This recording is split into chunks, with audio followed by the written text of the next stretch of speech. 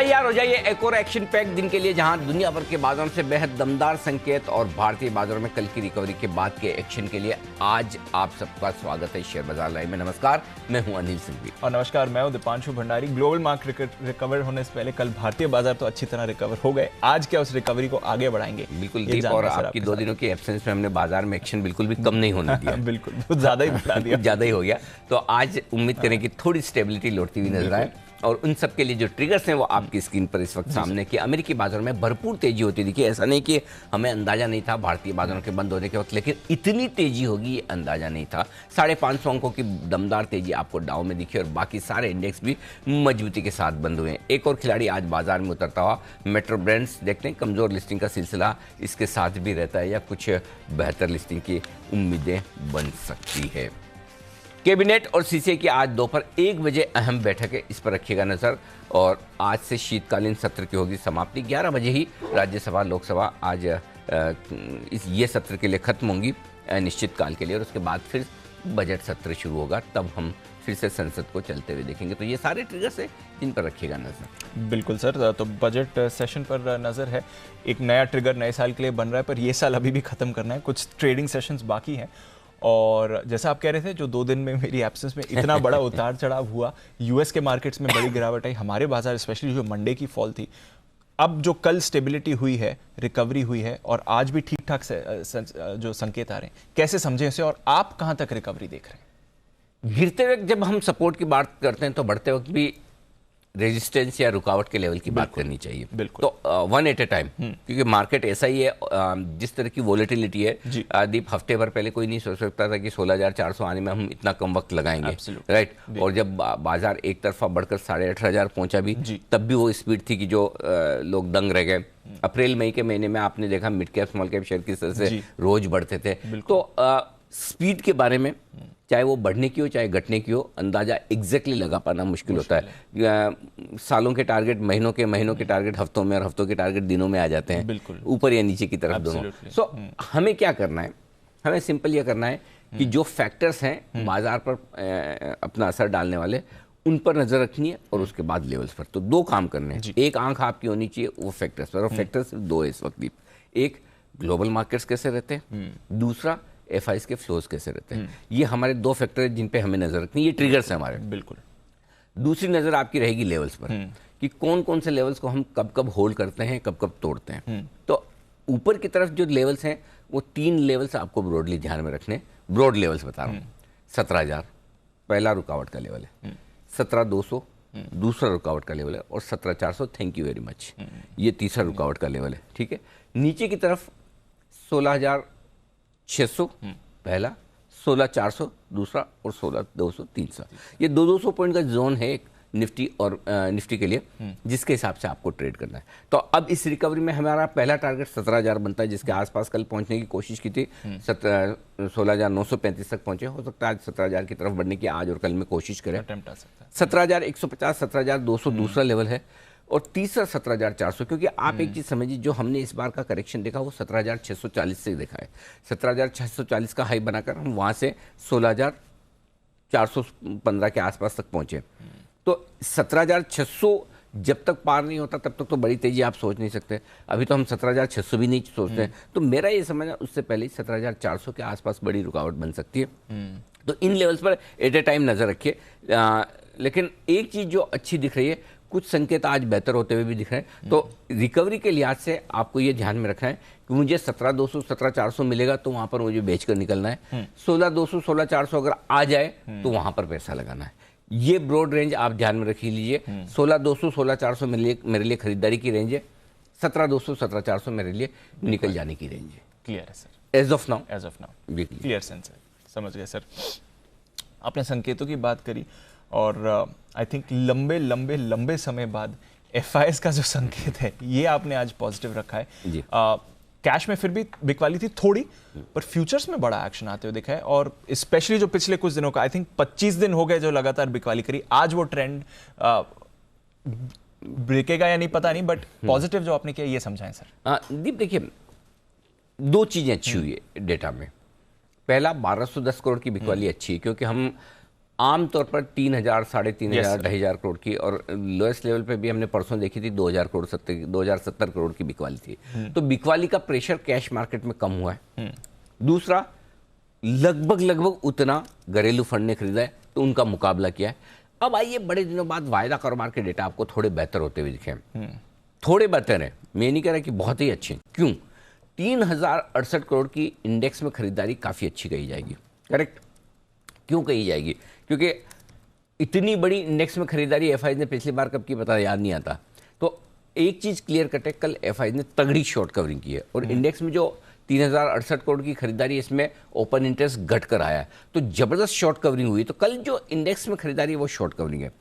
अब आंकड़े और बढ़िया क्यों हैं?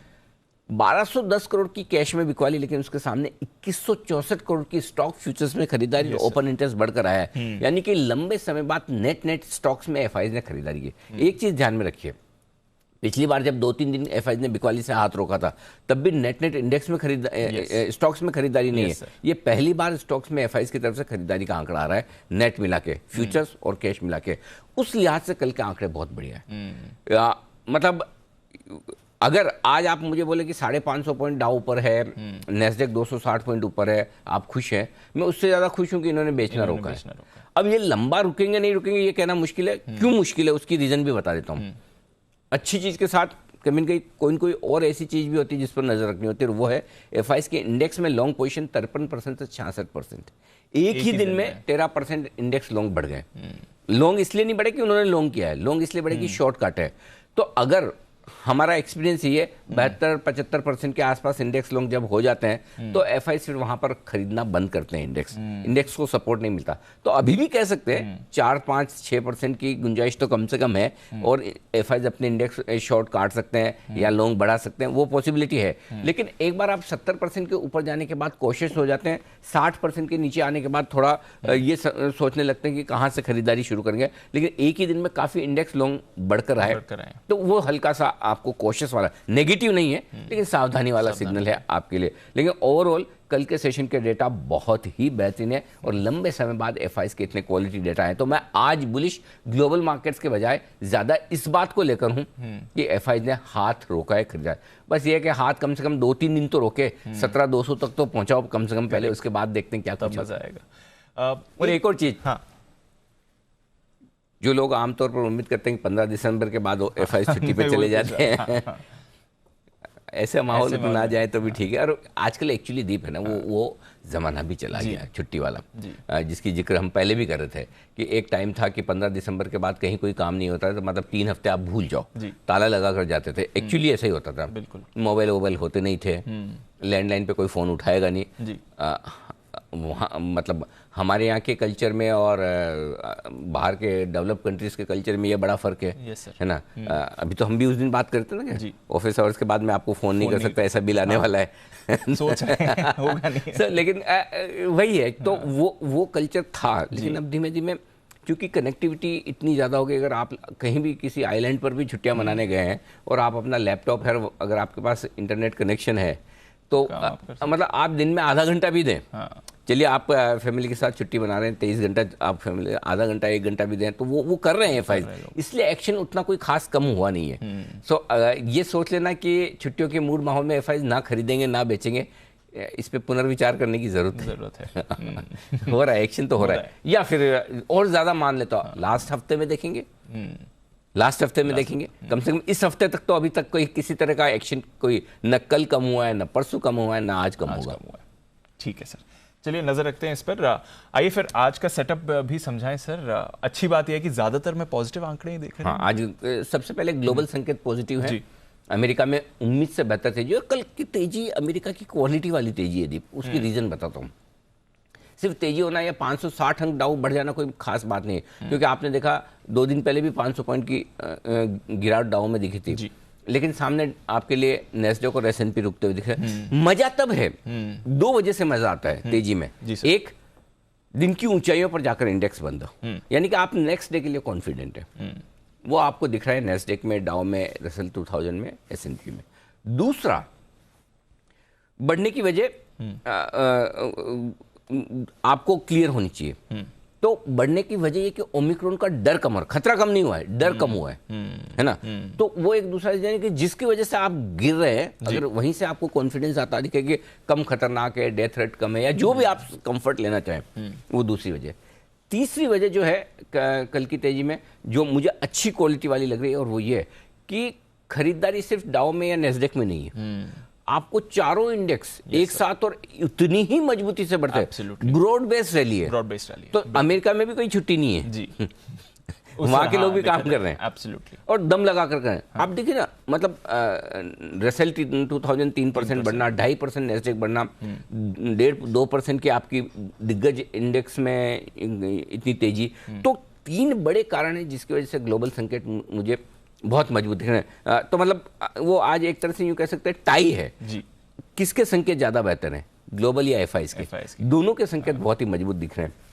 तो पहला ट्रिगर ग्लोबल पॉजिटिव है, एफआईज के पॉजिटिव है, घरेलू फंड्स तो पॉजिटिव हैं ही, एफएनओ संकेत कल भी हमने पॉजिटिव रखे थे, आज अब भी पॉजिटिव है। कल सारी कुछ शॉर्ट कवरिंग हो जाने के बावजूद अभी भी पुट कॉल रेशियो बढ़कर नहीं आया है, 0.88 पर वो कंफर्टेबल है। और इस बार इंटरेस्टिंग चीज हुई है दीप, वो ये कि अब शॉर्ट कल के सेशन में लोकल ट्रेडर्स हुए हैं, एफआईज की शॉर्ट कवरिंग हुई है, और इसीलिए पुट कॉल रेशियो उतना बढ़कर नहीं आया जितना बढ़कर आ सकता था।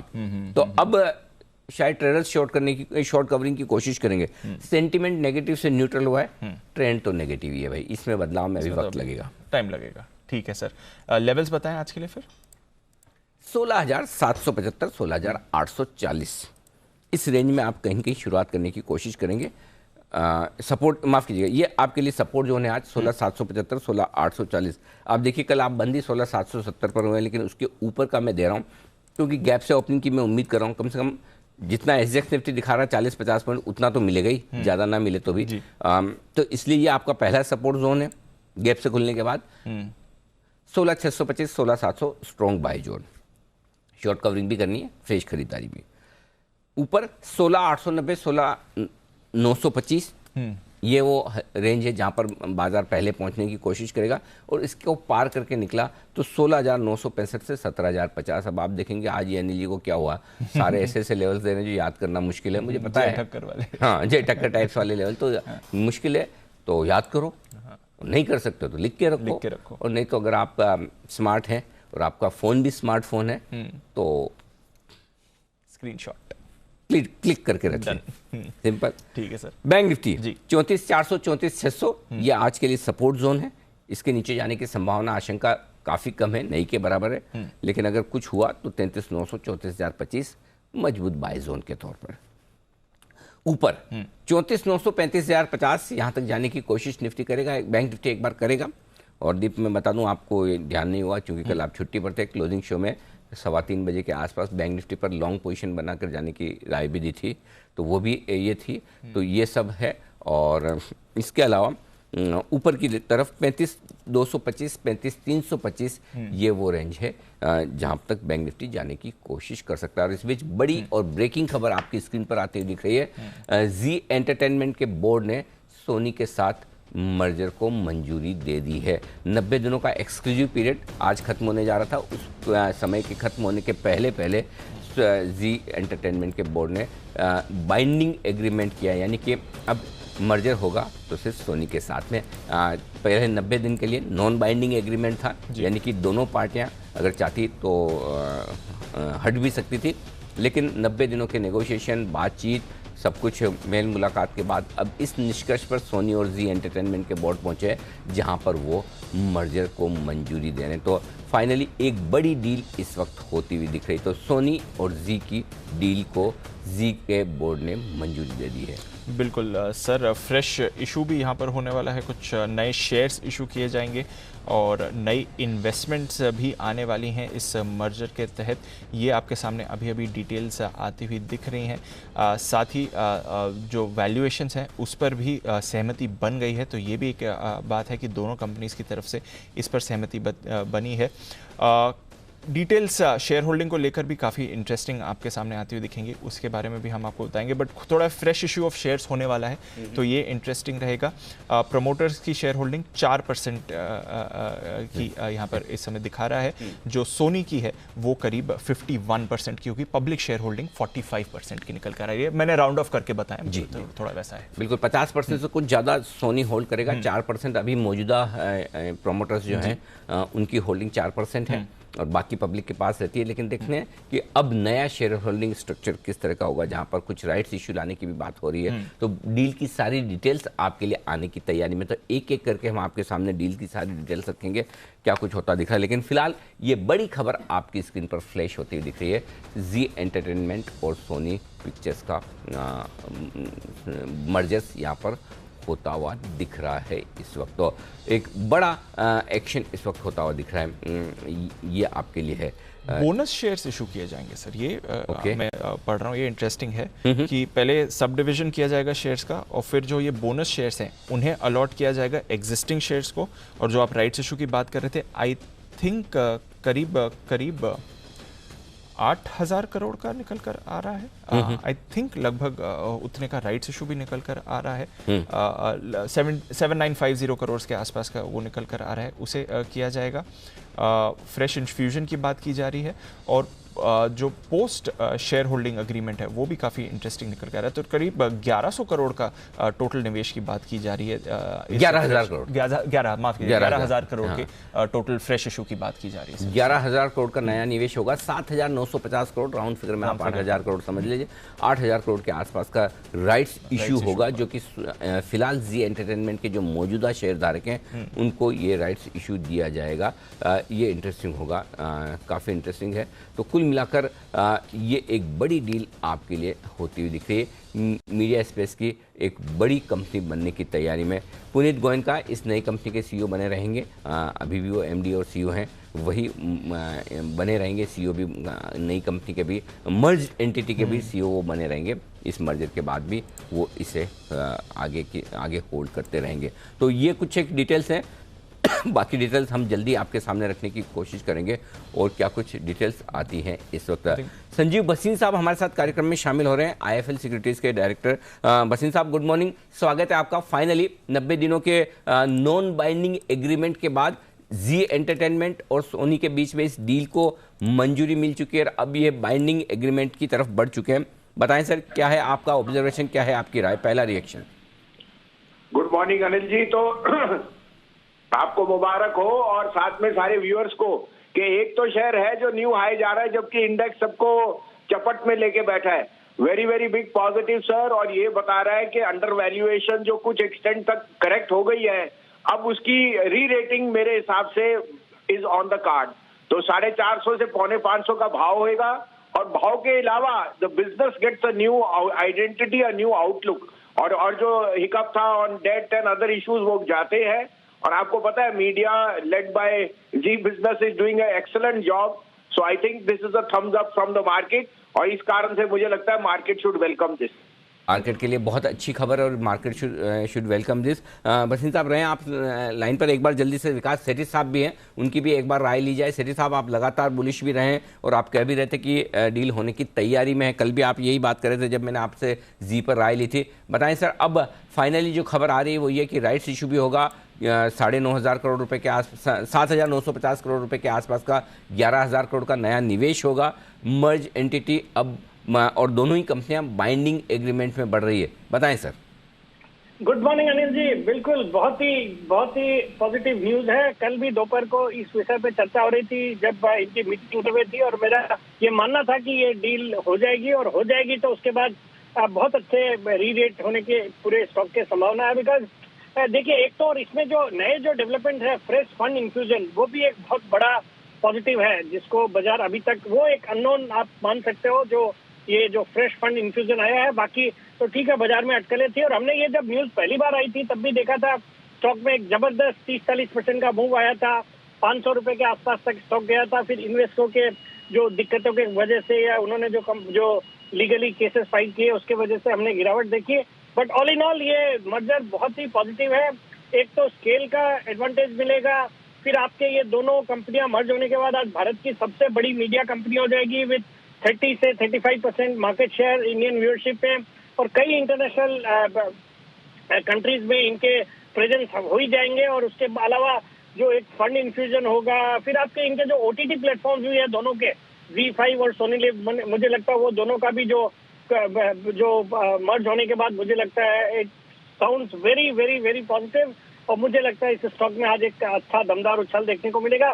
और कल वैसे भी ये स्टॉक अपने जो फ्लैग एंड पे जब ये खबरें चल रही थी, जब हमारी बातें हो रही थी, उस समय हमने देखा उसके बाद स्टॉक 355-57 के लेवल करके फिर by end of the day correct हुआ, वापस से 340-42-43 के लेवल पे बंद हुआ है।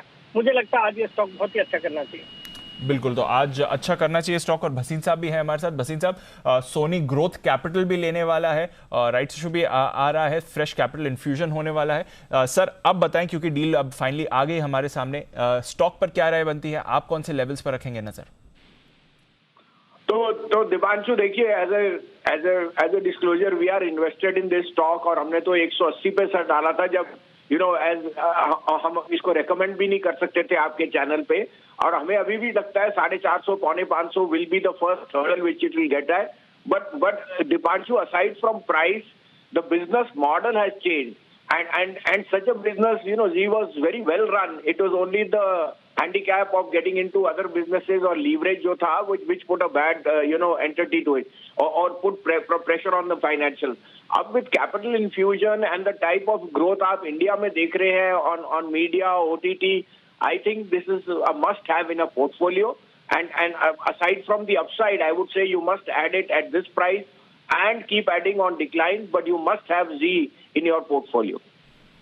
बिल्कुल, जी को पोर्टफोलियो में रखना जरूरी है इस समय, जिस तरह की सिनर्जीज इस मर्जर के बाद बनती हुई दिखेंगी। सेठी साहब, कल रिपोर्ट्स भी चल रही थी कि एड रेवेन्यू भी अब कंपनीज का ऊपर जा रहा है, और जिस तरह से एक तो सोनी अपना पूरा नेटवर्क साथ में लेकर आएगा, साथ ही जी ऑलरेडी है 1/3% मार्केट शेयर होगा जनरल एंटरटेनमेंट में। उस लिहाज से देखें तो फिर आगे का आउटलुक कैसे बनता है जी के लिए सर? मैं तो दीपांशु बहुत ही पॉजिटिव हूँ। कंप्लीट री रेटिंग होनी चाहिए स्टॉक की, एक डोमिनेंट नंबर 1 प्लेयर हो जाएगा भारत में भी।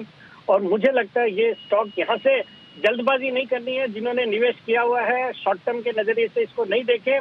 एक MNC मीडिया कंपनी विद इतनी बड़ी रीच भारत में और इतने बुके ऑफ चैनल्स और जिस तरह के प्रोस्पेक्ट, और ये कल रिपोर्ट में भी देख रहा था, जो मीडिया पे स्पेंड है वो इस क्वार्टर में बहुत बड़ा है। एंड आने वाले दिनों में अब इलेक्शंस वगैरह भी रहेंगे, जिस समय काफी एडवर्टाइजिंग रेवेन्यूज भी इनके बढ़ते हैं।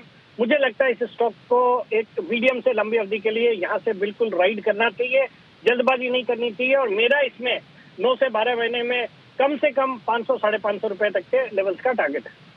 बिल्कुल, तो भसीन साहब, सेठी साहब की तरफ से एक कंसेंसस व्यू बन रहा है कि पौने 500 तक तो जाना ही चाहिए, बट जैसा भसीन साहब कह रहे थे और बड़े टारगेट्स आ सकते हैं, सेठी साहब भी कह रहे हैं बड़े टारगेट्स आ सकते हैं। शुक्रिया भसीन साहब और सेठी साहब जल्दी से सुबह हमारे साथ जुड़ने के लिए और इस ब्रेकिंग न्यूज पर अपनी राय देने के लिए और स्टॉक के बारे में भी समझाने के लिए। तो सर, बड़ी डील एक्सपेक्टेड थी मार्केट को, फाइनली अब हमारे सामने भी आती हुई दिख रही है। इंटरेस्टिंग डे होना चाहिए आज तो। बिल्कुल इंटरेस्टिंग डे होगा, और देखते हैं क्या कुछ होता है स्टॉक में भी, लेकिन काफी कुछ डील की डिटेल्स सामने आती हुई दिख रही है। धीमे धीमे हम ये सारी डिटेल्स आपके सामने रखेंगे और विस्तार से देखेंगे कि इस डील के आगे और क्या क्या मायने निकल कर आते हैं। तो ये आपके लिए एक बड़ा मर्जर फाइनली आगे निकलता हो। बिल्कुल सर, तो बड़ा मर्जर फाइनली हमारे सामने आ गया है। पर आइए सर, ये तो अब बड़ा एक्शन हो गया, मार्केट की एक्शन की भी तैयारी है, और आई थिंक बड़े लेवल्स हो गए थे हमारे। डे रेंज की बात करनी थी निफ्टी बैंक निफ्टी की। ओ यस, तो हम डे रेंज में 16,775, 16,890 ये दिन की छोटी रेंज मानकर चलें, 16,700, 16,925 दिन की मीडियम रेंज मानकर चलें, और 16,625, 16,985 ये दिन की बड़ी रेंज के तौर पर आपको निफ्टी में लेकर चलना है। अब आइए बैंक निफ्टी। बैंक निफ्टी के लिए 34,600 जो कल और कल का लो है, और परसों की क्लोजिंग भी लगभग उसी के आसपास हुई है, तो 34,600, 34,975 दिन की छोटी रेंज, 34,400, 35,225 ये मीडियम रेंज है, और 34,025, 35,325 बड़ी रेंज के तौर पर लेकर चले। बड़ी रेंज वाकई में बड़ी है, 1200-1300 पॉइंट की निकल कर आती है आपके लिए। तो ये निफ्टी और बैंक निफ्टी की बड़ी रेंज। अब आइए कुछ और डेटा। एफआईज की लॉन्ग पोजीशन डीप हम डिस्कस कर ही चुके हैं। 53 से 66% थोड़ा बढ़कर आइए। पुट कॉल रेशियो अभी भी ओवरसोल्ड है 0.88 पर। थोड़ी शॉर्ट कवरिंग एक्सपेक्टेड है, चाहे वो खुलते ही आए चाहे बाद में, लेकिन आनी पक्की है। इंडिया विक्स 7-7.5% घट कर आया, अच्छा संकेत है ये आपके लिए। अच्छा संकेत है, बिल्कुल। तो विक्स कम हुआ है, थोड़ी एफआईएस की पोजीशन फिर से बड़ी है, बट अभी भी पीसीआर कंफर्टेबल है। क्या करना है सर मौजूदा पोजीशंस का? 16,675 डे ट्रेडर्स के लिए स्टॉप लॉस का लेवल होगा और क्लोजिंग बेसिस पर 16,600। अगर आप डीप स्टॉप लॉस लगा सकते हैं तो 16,600 भी रख सकते हैं, अदरवाइज 16,675, 16,600। बैंक निफ्टी पर एक ही स्टॉप लॉस है दीप। 2 दिनों से हम 34,400 को होल्ड करने की कोशिश कर रहे हैं क्लोजिंग बेसिस पर और इंट्राडे बेसिस पर। 34,025 एक बार हुआ जरूर था, तो थोड़ा सा नीचे, कल भी 34,400 के आसपास हम रुके हैं। तो 34,350 अब डे ट्रेडर्स के लिए भी और पोजिशनल ट्रेडर्स के लिए भी स्टॉप लॉस होगा। शॉर्ट साइड पर अगर आप हैं तो 17,000 का स्टॉप लॉस रखें। कल 16,925 का स्टॉप लॉस था इंट्राडे और क्लोजिंग बेसिस पर। इंट्राडे बेसिस पर 9 पॉइंट से कटा है वो, 16,934 का हाई बना, जस्ट टच एंड गो हुआ है। अगर कट गया है तो ठीक है, क्लोजिंग तो 16,925 पर हुई नहीं।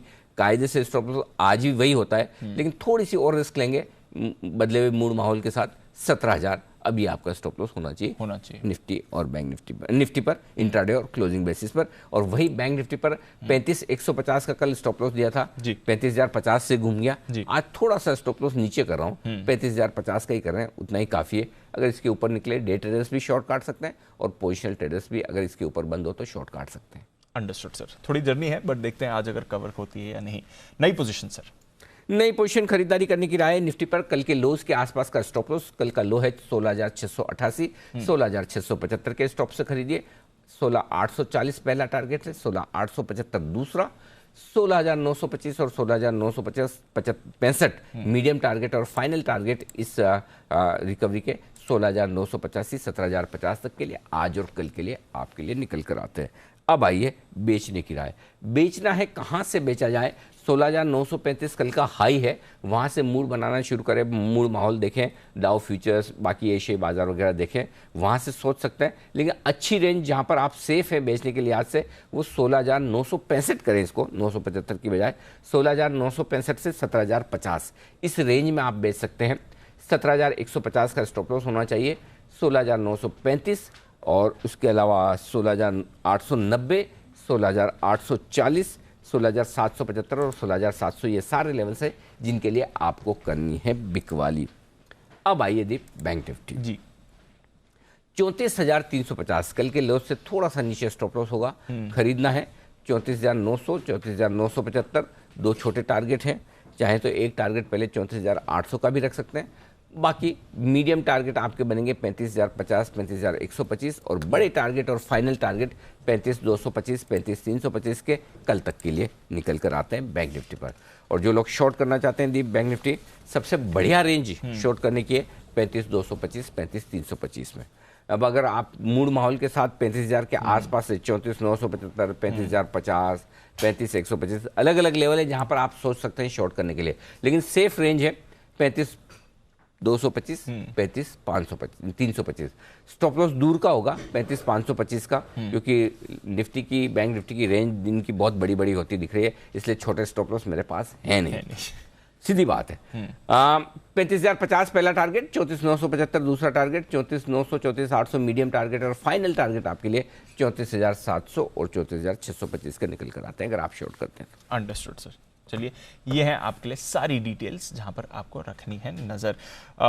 वैसे जी एंटरटेनमेंट खबर तो बड़ी है सर, पर आज वायदा कारोबार के बैन में भी आ गया है, तो देखते हैं बैन में है तो कैसा एक्शन रहेगा। इंडिया बुल्स हाउसिंग और एस्कॉर्ट्स ऑलरेडी बैन में बने हुए हैं, तो फ्रेश एंट्री हुई है जी एंटरटेनमेंट की। 3 स्टॉक्स हैं आज बैन लिस्ट में। फंड्स का डेटा भी समझ लिया है सर, पर वायदा कारोबार के लिहाज से इंपॉर्टेंट लेवल्स एफएनओ के लिए दीप जो इंपॉर्टेंट लेवल्स हैं वो है, पहला आपके लिए है ऊपर की तरफ बड़ा लेवल है 17,000, जहां 54 लाख शेयरों का ओपन इंटरेस्ट है, ऑलमोस्ट हाईएस्ट कॉल्स में। तो 17,000 आपके लिए पहली बड़ी रुकावट का काम करेगा। वो 16,925, 17,000 की रेंज हो जाती है, जहां पर बीच में आप कहीं कहीं जाकर रुक सकते हैं। कल भी आपने 16,925 के आसपास रुकावट देखी, आज हो सकता है थोड़ा और बढ़े 17,000 तक जाए, तो वो रुकावट की आपके लिए होगी जगह। पहली चीज सपोर्ट के तौर पर सीधा 16,500 पर बढ़ा आता है सपोर्ट, ये आपके लिए। बीच के जो डेटा है वो 25 लाख 20 लाख शेयरों के, जो बहुत ज़्यादा है नहीं, सिंपल सी चीज़ है। बैंक निफ्टी सीधा बड़ा सपोर्ट 34,000 पर, 16 लाख शेयर है पुट में, हाईएस्ट है। 35,000 पर 17 लाख शेयर हैं कॉल्स में, हाईएस्ट तो नहीं है लेकिन बड़ा है। तो 35,000 के ऊपर बढ़िया तेजी बनेगी। इमीडिएटली सपोर्ट 34,500, तो आज 34,500 35,000 पहले आपके लिए रहेगा।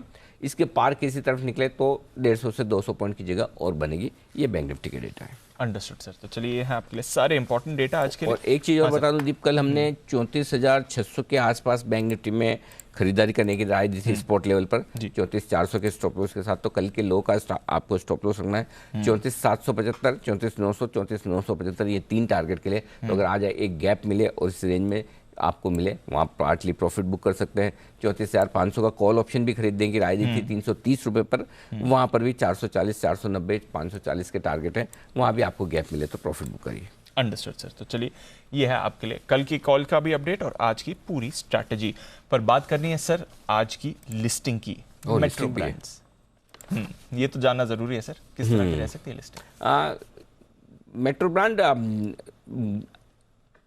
आईपीओ लाने के लिए वक्त का अच्छा था काफी कंपनियों के लिए, लिस्टिंग के लिए वक्त अच्छा नहीं है। आप सोचिए कल मैप माई इंडिया लिस्ट हुआ, जिस तरह का सब्सक्रिप्शन मिला, जिस तरह की कंपनी है, उसको देखते हुए बहुत खराब लिस्टिंग है। मैं इसे अच्छी लिस्टिंग मानता नहीं, लिस्टिंग बहुत खराब है। क्योंकि अगर आप लिस्टिंग पे 1300 रुपये 1400 रुपये पर आ जाएं तो वाकई, और जबकि वैल्यूएशंस के लिए उन्होंने जगह छोड़ी है कि लिस्टिंग पर पैसा बना, ऐसे एब्सोल्युटली आपको देखने में लगेगा कि नहीं अच्छी लिस्टिंग हो गई, 30-40% कम थोड़ी होता, लेकिन जितना होना चाहिए उसके मुकाबले में काफी कम है। सिमिलर सिचुएशन मेट्रो ब्रांड्स में जैसी लिस्टिंग होनी चाहिए उससे खराब ही होगी।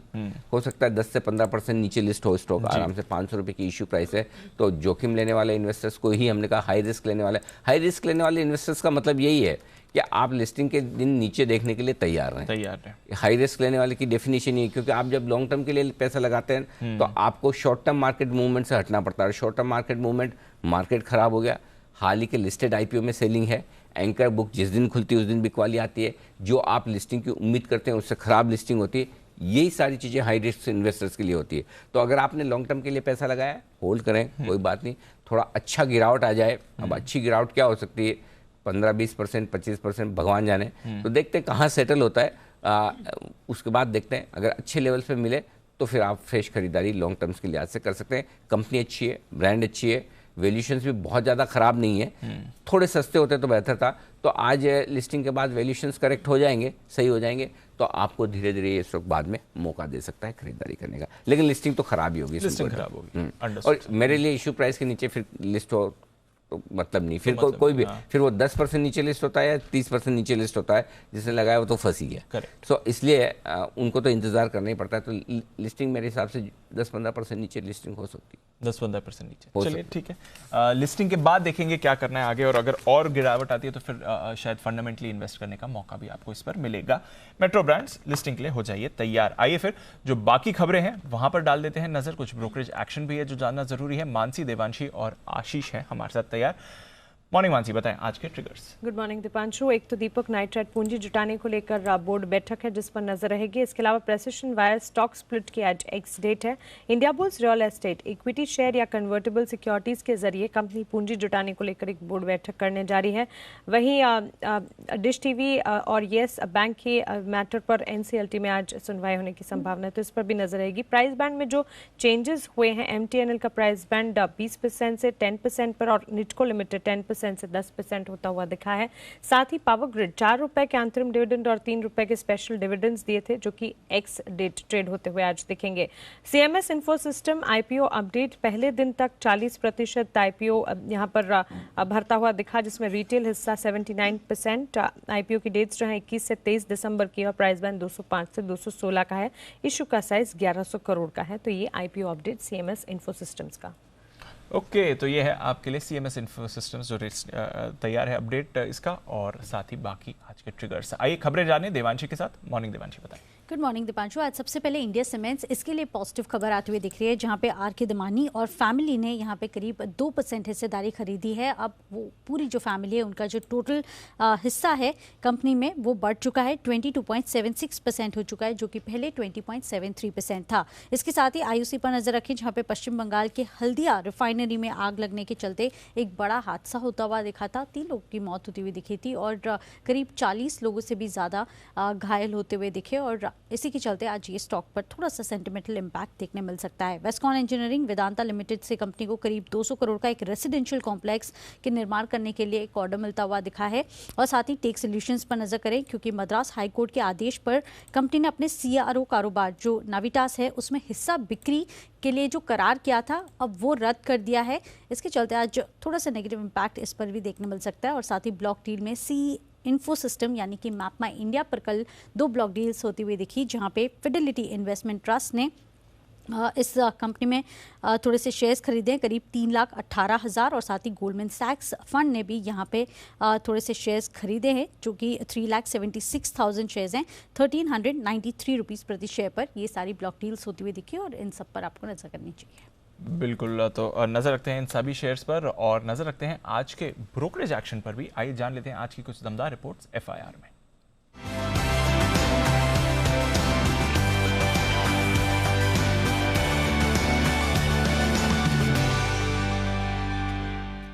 मॉर्निंग आशीष, बताइए क्या कह रही हैं आज की रिपोर्ट? Good morning Deepanshu. आज सिर्फ 2 स्टॉक्स पर रिपोर्ट चाहिए, बस?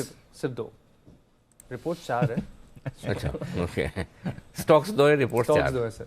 पेटीएम यहाँ पर काफ़ी इंटरेस्टिंग रिपोर्ट्स आई हैं। आप देखिए कि मॉर्गन स्टैनली ने ओवरवेट की रेटिंग के साथ कवरेज की शुरुआत की है। 1875 का लक्ष्य दिया, 1311 कल की क्लोजिंग है, लेकिन याद रहे कि इशू प्राइस 2150 का था। इसके अलावा अगर आप देखें तो गोल्डमैन सैक्स ने भी न्यूट्रल की रेटिंग के साथ कवरेज की शुरुआत की है, 1630 रुपये का ये लक्ष्य दे रहे हैं। कमेंट्री सबकी बढ़िया नजर आ रही, दोनों जो कह रहे हैं कि आगे जाकर रेवेन्यूज में करीब 40% CAGR की ग्रोथ देखने को मिल सकती है अगले 5 साल में। कस्टमर एक्विजिशन जो है काफ़ी तेज़ी से कर रहे हैं और अगले कुछ सालों में जो फाइनेंशियल सर्विसेज में अपना विस्तार कर रहे हैं, इसका भी एक बड़ा बेनिफिट देखने को मिल सकता है। सर दूसरा स्टॉक है HUL। यहाँ पर देखें तो ब्रोकरेज हाउस की तरफ से थोड़ी सी मिली जुली रिपोर्ट्स आई हैं, हालांकि टारगेट और रेटिंग तो बढ़िया है। सिटी खरीदारी की राय दे रहे हैं 3065 के लक्ष्य के लिए, 2273 कल की क्लोजिंग है, और ये मान रहे कि कॉस्ट इन्फ्लेशन को काफ़ी अच्छी तरीके से कंपनी मैनेज कर रही है। लेकिन मैक्वायरी अगर आप देखें तो आउट परफॉर्म की रेटिंग को बरकरार रखा है 3300 रुपये के लक्ष्य के लिए। लेकिन यहाँ पर कमेंट्री में एक आया कि जो रूरल है यहाँ पर थोड़ी सी वीकनेस देखने को मिल रही है, हालांकि अगर आप अर्बन कंजम्पशन देखें तो अच्छा रिबाउंड देखने को मिल रहा है। नोमेरा खरीदारी की राय दे रहे हैं 2950 रुपये के लक्ष्य के लिए। ओके, तो ये है वो सारी रिपोर्ट्स कुल मिला के 2 स्टॉक्स पर है ना। तो पेटीएम और HUL, लेकिन रिपोर्ट्स आई दोनों ही अच्छी, दोनों के लिए बढ़िया रिपोर्ट्स है। तो देखते हैं इन दोनों स्टॉक्स में आज किस तरह का एक्शन होता है।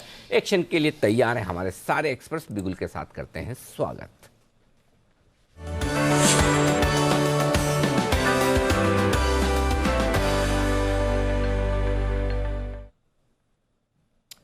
स्वागत है आप सबका। कुणाल जी, सुप्रभात। आज आप करिए शुरुआत। सुप्रभात अनिल जी, सुप्रभात दीपांशु। अनिल जी, खरीदारी की राय है और 2 चार्ट्स मुझे कल बड़े पसंद आ रहे थे अनिल जी। एक डिक्सन का था जिसमें एक ब्रेकआउट आता हुआ दिखा, और इसी का पेयर है अनिल जी अंबर एंटरप्राइजेज, जो मेरी आज की पिक ऑफ द डे है। जबरदस्त चार्ट स्ट्रक्चर है, यहाँ एक पैटर्न बना है जिसको inverted head and shoulder pattern कहते हैं। ब्रेकआउट आता हुआ कल के ट्रेड में दिखाई दिया, तो मुझे लगता है आज भी तेजी रहेगी। 3600 के टारगेट से बाय करें। 3600 3675 2 टारगेट हैं। स्टॉप लॉस रखना है 3400 पर। अंबर एंटरप्राइजेज में खरीदारी की राय। ओके, 3400 का स्टॉप लॉस, 3600 और 3675 के टारगेट, अंबर एंटरप्राइजेस खरीदारी करने की राय। आइए बंसल जी से भी जान ले। बंसल जी सुप्रभात, बताएं सर आज का pick of the day. Good morning सबको कर लीजिए आप। सुप्रभात अनिल जी, सुप्रभात दीपांशु। दीपांशु आपको स्पेशल गुड मॉर्निंग है, आप 2 दिन छुट्टी पे क्या गए। मैं और कुणाल जी दीपांशु कॉलिंग दिवांशी, दिवांशी कॉलिंग दीपांशु हमारे साथ हो गया, तो बहुत कंफ्यूजन रहा हम लोगों को। तो वेलकम बैक। थैंक यू तो और आज का जो अनिल जी मेरा पिक ऑफ द डे है अनिल जी, अगर हम देखें तो जो ओरिजिनली मैं बोलता था गोदरेज। तो गोदरेज कल मैंने दिया था, गोदरेज कंज्यूमर, जिसके टारगेट अचीव हुए थे। और आज की मेरी पिक ऑफ द डे है गोदरेज इंडस्ट्रीज, जिसके अंदर कल के बाजार के अंदर एक पॉजिटिव क्रॉसओवर और एक बड़े वाला एक रिवर्सल देखने को मिला है 605, 605 का स्टॉप लॉस लगाना है, 648, 648 से लेकर 650 के टारगेट के लिए गोदरेज इंडस्ट्रीज है मेरा pick of the day. Okay, तो गोदरेज पर हम बुलिश, कल गोदरेज सीपी, आज गोदरेज इंडस्ट्रीज, ये है पसंद बंसल जी को आपके लिए पिक ऑफ द डे। आइए अविनाश सर भी, माफ कीजिएगा, अमरीश सर भी हमारे साथ है। अमरीश सर गुड मॉर्निंग, बताएं सर आपका pick of the day. Good morning Anil ji, good morning Deepanshu. मेरा पिक ऑफ द डे है HDFC AMC। ये अमंग लार्जेस्ट और मोस्ट प्रॉफिटेबल म्यूचुअल फंड्स है, जिसका AUM करीब 4.4 लाख करोड़ है और ग्रोथ ओवर लास्ट 1 ईयर करीब 23% का था AUM में, और मार्केट शेयर इज अबाउट 12%। काफ़ी स्ट्रॉन्ग ब्रांड फ्रेंचाइजी है, डिस्ट्रीब्यूशन स्ट्रेंथ काफ़ी अच्छे हैं and extremely good operational capabilities, और इसीलिए इनको मिलता है premium valuations over the other mutual funds. और SIP का फ्लोज भी देखें तो करीब 980 करोड़ का था Q1 में ऑफ द करेंट ईयर, वो बढ़ के हो गया 1080 करोड़ इन Q2। और इन्होंने अभी नवंबर में नया एक फंड लॉन्च किया था, HDFC मल्टी कैप फंड। उसके कारण हम लोग देखेंगे कि इन Q3 the AUM I think should move much faster than earlier quarters, और इन्होंने कॉस्ट काफ़ी लो रखा है because of focus of digitalisation. और डिविडेंड पे आउट भी देखें तो काफ़ी हेल्दी है, nearly 52% of the profits is paid out as dividends. तो मेरा एक्सपेक्टेशन फॉर FY23 करीब 80 रुपीज़ का है, and giving it that premium valuation 35x का यदि देते हैं, then I am having a target of about 2800। ओके, 2800 रुपए तक के टारगेट के लिए करें खरीदारी आप HDFC म्यूचुअल फंड या HDFC AMC में। आइए बढ़ते आगे, तैयार है सुमी जी। सुप्रभात सुमी जी, बताएं सर आपका pick of the day. Good morning Anil ji, good morning Anil ji. Pick of the day के तौर पे सीमेंट स्टॉक्स पे थोड़ा सा ध्यान रखें। इंडिया सीमेंट यहाँ पे बाउंस बैक दिखाना चाहिए, 175 176 के आसपास कल का क्लोजिंग है। इंडिया सीमेंट में यहाँ पे खरीदारी करके चलने का सलाह रहेगा। 170 का नीचे में स्टॉप लॉस लगाना है, ऊपर में टारगेट ट्रेडिंग के लिहाज से 182 रुपीज और 188 रुपीज, ये दो देखने को मिल सकते हैं। तो इंडिया सीमेंट में खरीदारी करें, 182 से 188 के टारगेट्स गिरे और 170 के नीचे का स्टॉप लॉस लगाएं।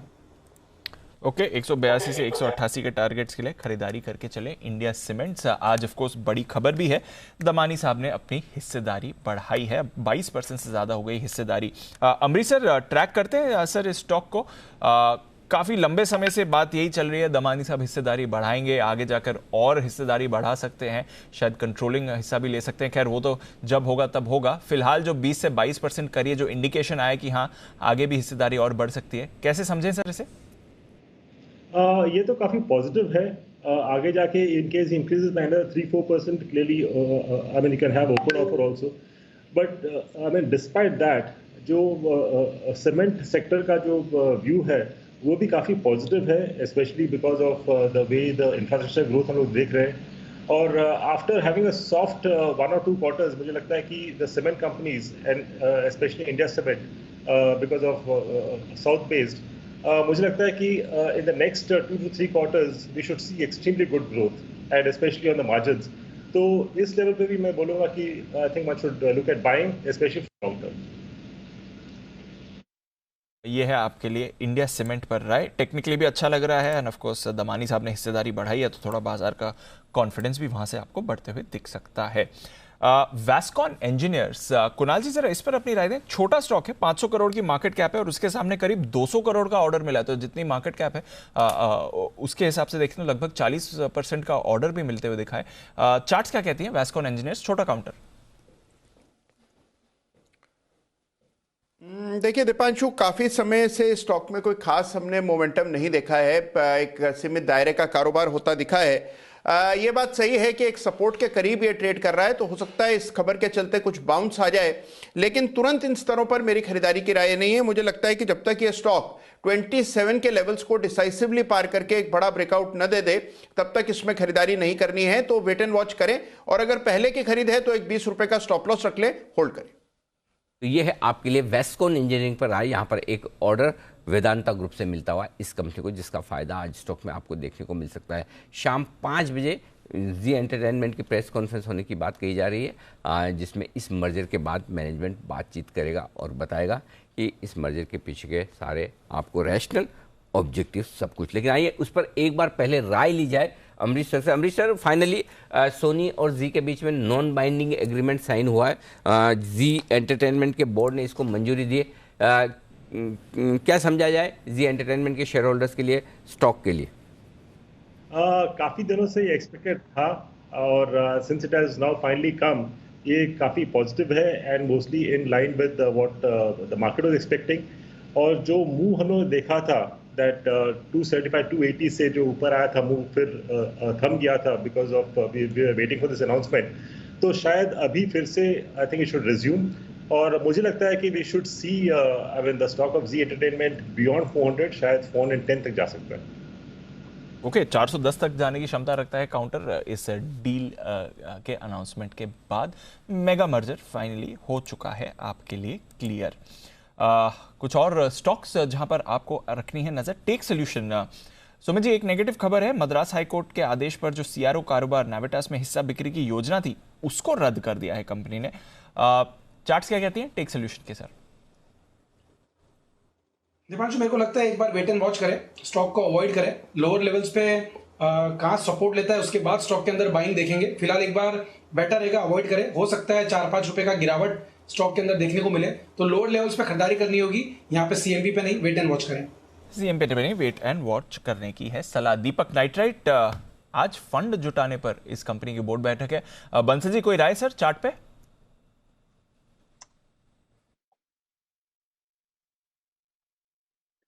दीपांशु, अगर हम दीपक नाइट्राइट की बात करें तो टेक्निकली पैटर्न ठीक है दीपांशु, नीचे से एक रिवर्सल बना है, तो एक तो जिनके पास है होल्ड करें, नीचे में 2250 2250 एक अहम सपोर्ट है और ऊपर में 2320 2325 के लेवल्स देखने को मिल सकते हैं। तो ये है आपके लिए राय दीपक नाइट्राइट पर।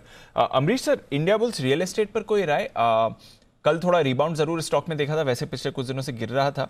आज इक्विटी शेयर या कन्वर्टेबल सिक्योरिटीज के जरिए पूंजी जुटाने पर विचार हो रहा है। ऑफ कोर्स एक जो इम्पेंडिंग री रेटिंग है एम्बेसी के टेकओवर के बाद, उसकी भी बात चली रही है।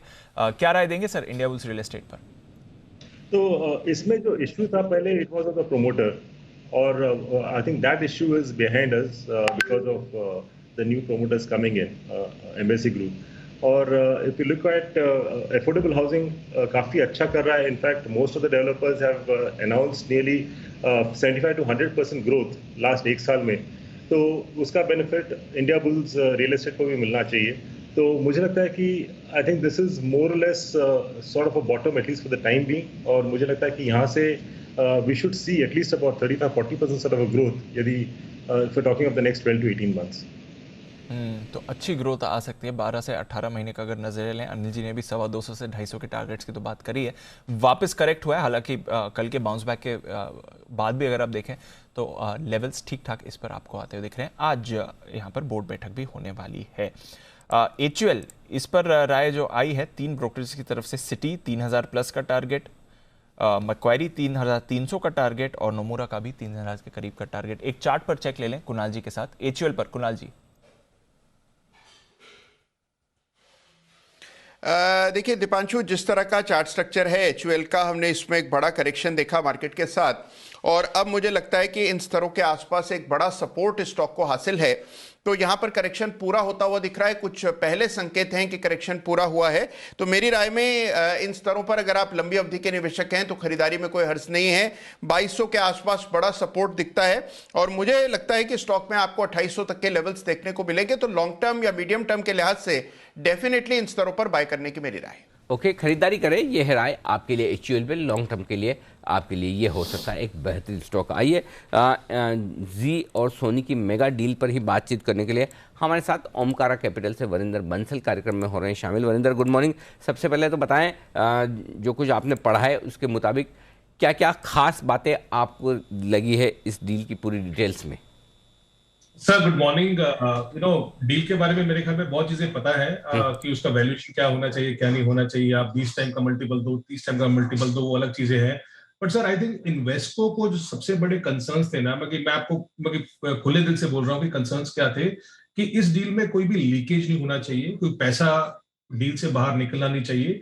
और दूसरा कंसर्न था कि जो जी के ऑलरेडी एग्जिस्टिंग प्रोमोटर्स हैं, जो SL ग्रुप है, उनको कोई फ्री राइड नहीं मिलना चाहिए। कहने का मतलब है कि उनका जो स्टेक है वो ऐसा ना हो कि वो 20% बढ़ जाए और उनको कोई पैसा ना देना पड़े। आज आई थिंक जी का मार्केट कैप कुछ 35,000-36,000 करोड़ है। अगर उनका स्टेक 2% से 20% चला जाता है और उनको कोई पैसा नहीं देना पड़ता है, that was major concerns by Invesco.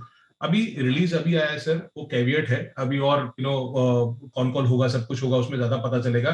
पर जितना मैं समझ चुका हूं अभी तक, जितना मैं समझ चुका हूं इसमें सर, इसमें 1100 करोड़ जो है वो नॉन कॉम्पीट क्लॉज का पैसा देगा सोनी एसएल प्रमोटर्स को। अभी वो 1100 करोड़ सेम यूज होगा by the existing the old Zee promoters SL group to increase the stake to 3.99%। कहने का मतलब है सर, वो 1100 करोड़ जो है वो कहीं पे भी लीकेज नहीं हो रहा कि वो पैसा कहीं और प्रमोटर्स को जा रहा है। वो पैसा पूरे का पूरा कंपनी में आ रहा है वापस, और कंपनी के स्टॉक्स लेने के लिए वापस आ रहा है, और जिसका वैल्यूएशन मेरे हिसाब से 300 रुपये बनता है। पहले बात चल रहा था कि 250-300 पे ये डील होगा, ये जो इन्वेस्टमेंट होगा उतना होगा, बट ये 300 रुपये पे नॉन कॉम्पीट का पैसा लेके अगर Puneet Goenka and family, Subhash Chandran family वही पैसा इस कंपनी में डाल रही है, वो बहुत अच्छी बात है। दूसरा चीज है सर, उन्होंने बहुत कैटेगोरिकली प्रेस रिलीज में लिखा है कि आज के टाइम पे अगर उनके पास, पुनीत गोयनका एंड फैमिली, उनके पास पावर है कि वो अपना स्टेक 20% तक लेके जा सकते हैं, तो 4%। अब ये समझिए सर, अभी इसका जो resultant at the end of the day जो जो भी इनका स्ट्रक्चर होगा, उसमें सोनी का स्टेक 50.86% होगा, एसएल ग्रुप का 3.99% होगा, और पब्लिक का 45.15 होगा।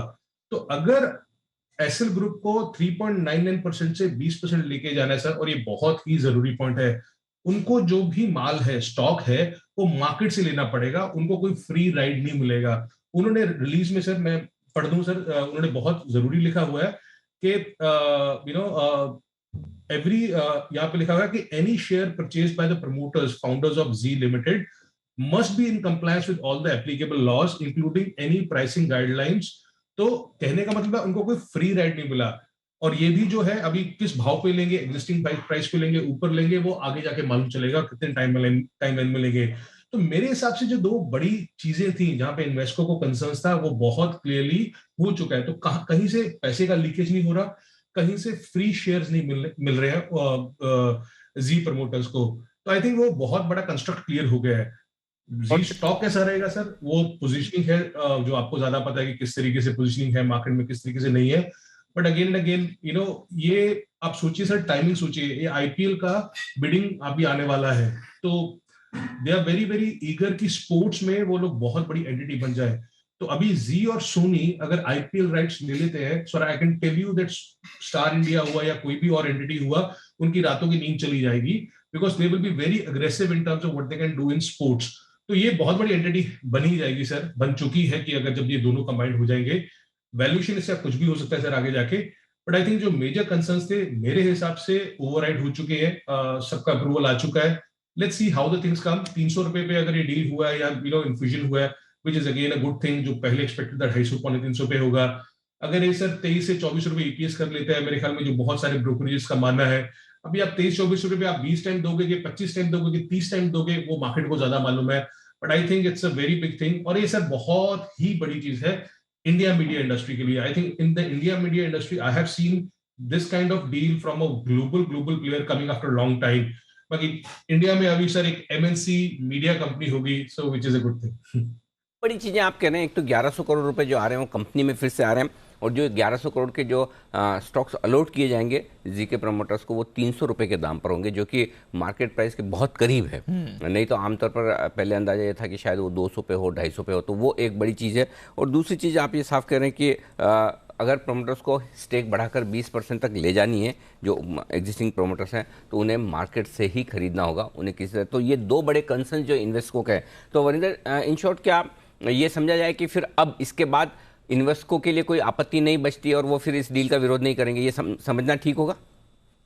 सर 100% सर, आई थिंक यहाँ तक पहुंचती ना हम लोग, अगर वो इन्वेस्टको उसके साथ ये चीजें होती नहीं है, बाकी अगर आप लास्ट 2-3 महीने का कुछ भी देखो, इन्वेस्टर का कंसर्न यही रहा है सर, बार बार ये रहा है, तो हो चुका सर। इसमें एक राइट इशू भी हुआ है, आपने देखा होगा 7650 करोड़ का, 7650 करोड़ का राइट इशू हुआ है, I think for 2650 crore share. उसका भी आप वैल्यूएशन करेंगे, राइट इशू का भी करेंगे, वो भी 300 रुपए के आसपास आ रहा है। सो अगर आप इक्विटी इन्फ्यूजन हुआ बाय द एसएल ग्रुप या फिर राइट इशू हुआ by the existing stakeholders, उन सबका वैल्यूएशन 300 आ रहा है। I think as a said sir, the biggest concerns with this only, कि पैसे का लीकेज नहीं होना चाहिए और फ्री में स्टॉक्स नहीं मिलने चाहिए। ये दोनों चीजें मेरे ख्याल में क्लियर कर दी हैं in this press release. I think that is very important. Call में और चीजें मालूम चलेंगी sir, but I don't think सो कि अभी कहीं से भी कोई कंसर्न, किसी का भी कंसर्न आएगा इस चीज में। बिल्कुल, तो कॉल के डिटेल्स का इंतजार रहेगा। पर सर, जो वरिंदर भी बता रहे थे, 300 का जो प्राइस है, एक बेस वैल्यूएशन डेफिनेटली दो चीजें बहुत क्लियर करते हैं। एक अपसाइड क्या है और डाउन साइड क्या है। तो डाउन साइड के हिसाब से अगर आप ये माने कि प्रमोटर्स राइट्स इश्यू 350 रुपए के आसपास हो रहा है, तो अब 300 रुपए इसके लिए बेस बन जाता है उस लिहाज से। अपसाइड क्या है? अपसाइड अगर 25 रुपए की ब्रॉडली ईपीएस करें, 20 का मल्टीपल दो 500 रुपए का दाम होता है, 30 का मल्टीपल दो 750 रुपए का दाम होता है। अब ये क्या प्राइस हो सकती है, उसको अंदाजा लगाने की गलती मैं इस बार नहीं करना चाहूंगा, क्योंकि इंडिया बुल्स के हाउसिंग फाइनेंस के वक्त भी चेंज ऑफ प्रमोटर्स वाला जो मामला था, उस समय हम एग्रेसिव टारगेट्स लेकर गलत हुए हैं कुछ हद तक, हालांकि साल भर का व्यू है। हाँ, तो लॉन्ग टर्म के लिहाज से तो इसमें कोई डाउट नहीं कि अगर इतनी बड़ी मीडिया एमएनसी कंपनी बनने जा रही है, तो इसके लिए वैल्यूएशन आराम से जबरदस्त होंगे। आपको 500 रुपए का दाम भी दिखेंगे, 600 के भी दिखेंगे और उसके बियॉन्ड भी दिखेंगे। तो जिन लोगों के पास है उन्हें डेफिनेटली होल्ड करना चाहिए। क्यों करना चाहिए? इक्विटी इन्फ्यूजन जो नया आ रहा है, उसके बाद लगभग इस 60,000 करोड़ का आपका पूरा का पूरा मार्केट कैपिटल बनना चाहिए। मार्केट कैप इस कंपनी का 60,000 करोड़ तक पहुंचना चाहिए नए इक्विटी इन्फ्यूजन के साथ, और उसमें 11,000 करोड़ के कैश पे कंपनी रहेगी। Cash rich debt free company, 60,000 crore का मार्केट कैप, ठीक है, और इतना बड़ा आपके लिए अर्निंग्स अपग्रेड। सो मेरे ख्याल से एक अच्छा इन्वेस्टमेंट हो सकता है जिन लोगों को लॉन्ग टर्म के लिए खरीदना है। शॉर्ट टर्म में जैसा वरिंदर भी कह रहे थे, पॉसिबल है, वायदा कारोबार के बैन में भी है। आईबुल हाउसिंग भी वायदा कारोबार के बैन में था। बड़ी डील के ऐलान के वक्त लॉन्ग शॉर्ट किसके किस तरह के बने हैं, वो पोजीशंस काफ़ी कम ज़्यादा होती है। तो एक आध दिन के नॉइज से हटकर आपको लॉन्ग टर्म व्यू के हिसाब से सोचना चाहिए, और लॉन्ग टर्म व्यू के हिसाब से आई एम श्योर ये एक ऐसा स्टॉक हो सकता है जो आपके पोर्टफोलियो में होना चाहिए अगर आपको मीडिया इंडस्ट्री पे। और दूसरी बात यह है कि ये साल मीडिया इंडस्ट्री के लिए मेरे ख्याल से पिछले 7-8 साल में सबसे बेहतरीन साल है। पिछले 8-10 साल में, चूंकि अपन तो मीडिया इंडस्ट्री के पार्ट हैं, हम तो देखते हैं, तो इस बार जो मीडिया इंडस्ट्री के लिए आउटलुक बदला है वो अमेजिंग है। वरिंदर भी इसमें कुछ ऐड करना चाहते हैं? जी वरिंदर।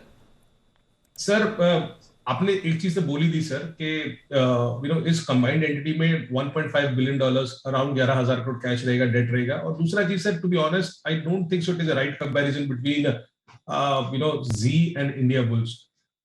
सर, ये कोई अलग ही कंपनी बन जाएगी सर। इंडिया की almost second largest media company sir, with MNC company having the majority stake in the company. आपने जैसे बोला कैश रिच, डेट फ्री, और सर ये जो एंटिटी है ना, इसका इतना पावर हो जाएगा, क्योंकि जब ये दो बड़े ग्रुप्स कंबाइंड होते हैं तो कोई भी डील होता है, जैसे मैं बोल रहा हूँ IPL का अभी डील हुआ, I think that be very important to watch out for कि क्या होता है उसमें। अगर इनको राइट्स मिल गए sir, you can see what can happen. बाकी हमें सोचना चाहिए सर कि हॉटस्टार का वैल्यूएशन क्या रहा है, हमें सोचना चाहिए सर वो सारेगामा हम लोग जो बात करते थे उसका 50 टाइम का मल्टीपल हो गया है। सो ये बहुत क्लीन नीट स्ट्रक्चर है सर। इंडिया बुल्स एक अलग कहानी है, उसमें तो बिजनेस ही बहुत अलग है। सो आई डोंट थिंक सो, उसको कंपेयर करना अच्छी बात है, बट आई थिंक आगे जाके इसका जो प्राइसिंग पावर आएगा मीडिया इंडस्ट्री में, it will be just phenomenal sir. मतलब जो बोलते हैं ना, एक और एक 2 होना चाहिए, ये एक और 11 हो रहे हैं सोनी और जी मिलकर। ओके, तो काफी बुलिश है इस वक्त इस डील को लेकर। अमरीश सर ने भी यही बात कही है कि एक बड़ी अंतर्राष्ट्रीय मीडिया कंपनी बनने जा रही, तो एक बड़ा मर्जर यहाँ पर बोर्ड को मंजूरी मिलती हुई बहुत ही बेहतरीन रिसर्च के साथ और डेटा क्रंचिंग के साथ आपने सारे आंकड़े और सारी चिंताओं जो इन्वेस्टकों की हो सकती थी उन्हें आपने बताया, अपना पर्सपेक्टिव दिया। वरिंदर, बहुत बहुत धन्यवाद आपका हमारे लिए सुबह सुबह वक्त निकालने के लिए और इंस्टेंटली पूरा बेहतरीन शानदार इन डेप्थ एनालिसिस देने के लिए हमारे दर्शकों के लिए। वागले साहब भी तैयार हैं, आइए वागले साहब से लेते हैं pick of the day. Sir good morning, बताएं। Anil ji good morning, Deepanshu good morning. मेरा पिक ऑफ द डे होगा बैंक ऑफ बड़ौदा, जिसमें मुझे बेचना है। मुझे लगता है 2 दिन से एक ब्रेकडाउन आ रहा है, आज उसकी कंटिन्यूएशन मूव होगी। 79 का बंद है, मुझे 80-50 के स्टॉप लॉस से बेचना है। मुझे लगता है 75 तक के लेवल्स आज या मे बी आज और कल में देखने को मिल सकते हैं। ओके, 75 के लेवल के लिए बिकवाली करें। बैंक ऑफ बड़ौदा तो आज हालांकि मूड माहौल बेहतर है, बट बैंक ऑफ बड़ौदा इसमें आ सकती है कमजोरी। वागले साहब की है पसंद। आइए, प्री ओपन रेट्स भी आपकी स्क्रीन पर आते हुए दिख रहे हैं। 700 पॉइंट ऊपर सेंसेक्स और करीब 50 पॉइंट नीचे निफ्टी दिख रहा है। ये ऑफकोर्स सेटल होंगे। ये फर्स्ट टिक पर मत जाइए, एक बार जी एंटरटेनमेंट पर भी डाल दीजिए नजर, क्योंकि यहां पर सबसे बड़ा एक्शन आज आपको आते हुए दिख सकता है। खबर के बाद वायदा कारोबार के बैन में है, 10% ऊपर दिख रहा है। सेटल होने देते हैं इन रेट्स को और इसके बाद करेंगे अनिल सर से भी चर्चा की ओपनिंग की स्ट्रैटेजी किस तरह से बनानी है आपको। पर आइए, तब तक एक बार डाल दीजिए नजर कमोडिटी बाजार के एक्शन पर, क्योंकि यहां पर हमने देखा कच्चे तेल में कल रिबाउंड आया था, आज एकदम सपाट खुलते हुए दिख रहा है 5420 के लेवल्स के करीब। तो कुछ ज्यादा बड़ी मूव इस समय नहीं आ रही है कल के रिबाउंड के बाद। नेचुरल गैस में हालांकि यहां पर आप गिरावट आज देख रहे हैं, बट वैसे पिछले कुछ दिनों में रिबाउंड आया है। और यूके में नजर रखिए या यूरोप के गैस प्राइसेस में नजर रखिए, जबरदस्त तेजी वहां पर बनती हुई दिख रही है। तो शायद आने वाले समय में इंडिया के प्राइसेस पर भी इंपैक्ट आते हुए आपको दिखे। गोल्ड एकदम सपाट ट्रेड करते हुए, सिल्वर में भी आप 1/4% की खरीदारी देख रहे हैं, करीब 150 रुपए ऊपर। कल थोड़ा गोल्ड पर दबाव बनते हुए जरूर दिखा था। इसके अलावा नजर रखिए आज सारे के सारे बेस मेटल काउंटर्स पर, लेड, एल्यूमिनियम और कॉपर, यहां पर आपको गिरावट दिख रही है। निकल 1/4% ऊपर, जिंक एकदम सपाट। तो मिली जुली चाल आपको अक्रॉस कमोडिटी पैक दिखेगी। हल्की सी सुस्ती इस समय आपको कमोडिटी बाजार में बनती हुई दिख रही है, पर चुस्ती है कुछ दमदार रिकमेंडेशंस में जो दी हैं ट्रेडर्स डायरी में आज कुशल और आशीष ने। एक बार उस पर डाल देते हैं नजर।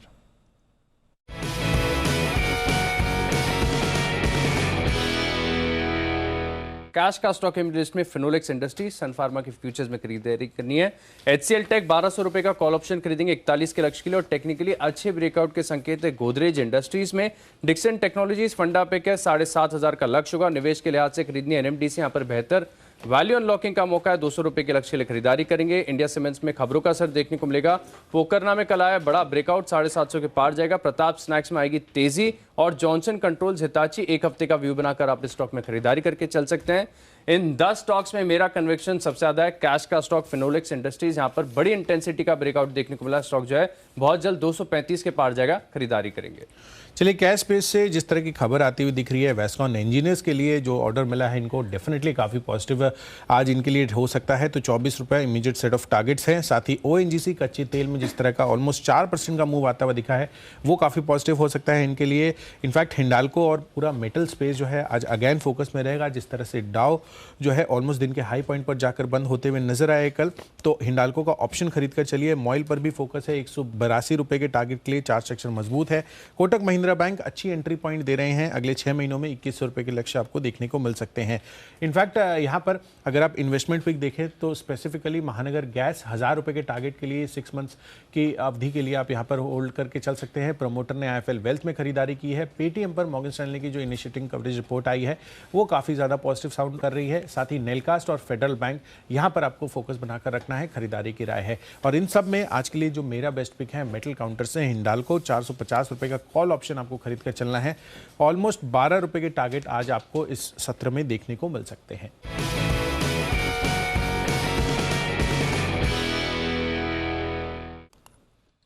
तो यह आपके लिए कुछ दमदार कॉल्स ट्रेडर्स डायरी की। आइए कुछ और दमदार कॉल्स लेते हैं हमारे बाकी एक्सपर्ट्स के साथ भी। शुभम जी और मुदि जी दोनों हमारे साथ जुड़ रहे हैं। मुदि जी, मॉर्निंग सर, बताएं आपकी pick of the day. Good morning Deepanshu, good morning Anil ji. बिल्कुल, देखिए पिक ऑफ द डे में हमने ऑरबिंदो फार्मा को बाय करने की सलाह दे रहे हैं। ऑरबिंदो फार्मा में जो चार्ट स्ट्रक्चर बने हैं, लास्ट 3 दिनों के हाई के ऊपर ये काउंटर निकला है और स्टॉक में बाइंग आनी है। तो एग्जैक्ट ये क्लासिकल रेट है, यहाँ से स्टॉक में बढ़िया बाइंग देखने को मिल सकती है। तो ऑरबिंदो फार्मा यहाँ से बाय करके चलेंगे। 710 के टारगेट्स के लिए स्टॉप लॉस रहेगा 682 का। तो औरो फार्मा पर करनी है खरीदारी 682 के स्टॉप लॉस के साथ। ये है आपके लिए मुदि जी की राय। शुभम जी, गुड मॉर्निंग, आपकी pick of the day sir. Good morning Deepanshu ji. आज मेरा भी जो पिक है वो खरीदारी की राय है एक फार्मा स्टॉक पे, और मुझे लगता है कि डॉक्टर रेड्डी जो पिछले 2 दिन 3 दिन से एक अहम सपोर्ट से एक रिवर्सल दिखाता हुआ दिख रहा है, और ग्रेजुअली कुछ कुछ स्टॉक्स है जो फार्मा स्टॉक्स में से अब एक रिवर्सल बनते हुए दिख रहे हैं, तो मुझे लगता है कि यहाँ पे एक अच्छा उछाल आता हुआ दिख सकता है। तो 4700 के स्ट्राइक का अगर हम कॉल ऑप्शन देखें डॉक्टर रेड्डी का, कल लगभग 45 रुपये के आसपास ये कॉल ऑप्शन क्लोज हुआ था। इसमें 30 रुपये पे एक स्टॉप लॉस मेंटेन करें और 70 रुपये तक का टारगेट होगा। तो डॉक्टर रेड्डी पे आज खरीदारी की राय है। ओके जी जी सर। डॉक्टर रेड्डीज कल भी काफ़ी एक्शन दिखा है और लगातार हमारे एक्सपर्ट्स की तरफ से खरीदारी करने की राय आई भी है। और इस बीच प्री ओपनिंग सेशन सेटल हो उससे पहले थोड़ा सा एसजेक्स निफ्टी सुस्त नजर आ रहा है, जितनी सुस्ती होनी चाहिए उतनी है नहीं। 35 अंकों का ही एक्शन दिख रहा है और निफ्टी और सेंसेक्स अभी तक 9:05 तक भी लाल निशान में घूम रहे हैं, हरे में आ नहीं रहे, मूव में नहीं आए अभी तक। इंटरेस्टिंग है, चलिए देखते हैं। डाउ फ्यूचर्स एकदम सपाट है।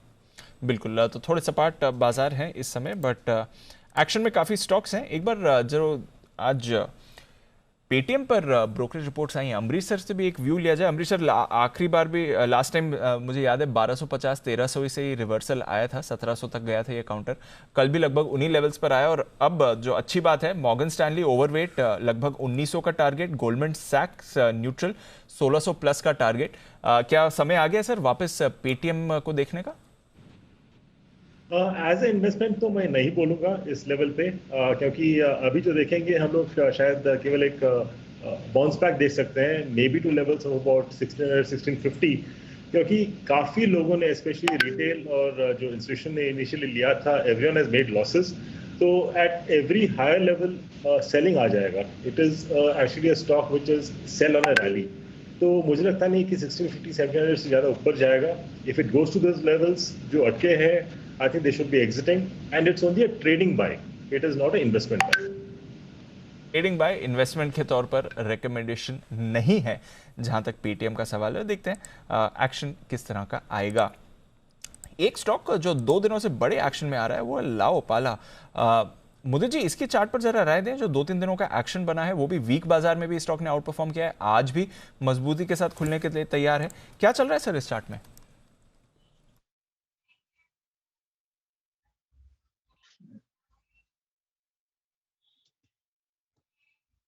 मुदित जी, सवाल आपके लिए था सर लाओपाला पर। बिल्कुल, देखिए लाओपाला के स्ट्रक्चर पे बात करते हैं तो कल के सेशन में एक बढ़िया ब्रेकआउट देखने को मिला है। स्टॉक में एक फ्लैग पैटर्न बनाया था, उसका ब्रेकआउट कल के सेशन में आ गया। और अच्छी चीज जो नजर आई है, वॉल्यूम देखिए करीब 7-8 सेशन से सबसे ज्यादा वॉल्यूम कल के सेशन में देखने को मिले हैं। प्राइस एक्शन नजर आया है, यहाँ से बढ़िया अपसाइड मूव लाओपाला में नजर आ सकता है। 455 पहला टारगेट होगा, उसके बाद 470 तक के अपसाइड मूव लाओपाला में नजर आएंगे। किसी के पास पोजीशन है होल्ड करके चलिए, बाय भी कर सकते हैं। स्टॉप लॉस रहेगा 405 का। ओके, तो 405 के स्टॉप लॉस के साथ खरीदारी करके आप चल सकते हैं। लाओपाला ये है आपके लिए काउंटर, जो आज भी शायद आपको एक्शन में आते हुए दिखे। कल तो हमने देखा बड़ी मूव इस पर आ ही रही थी।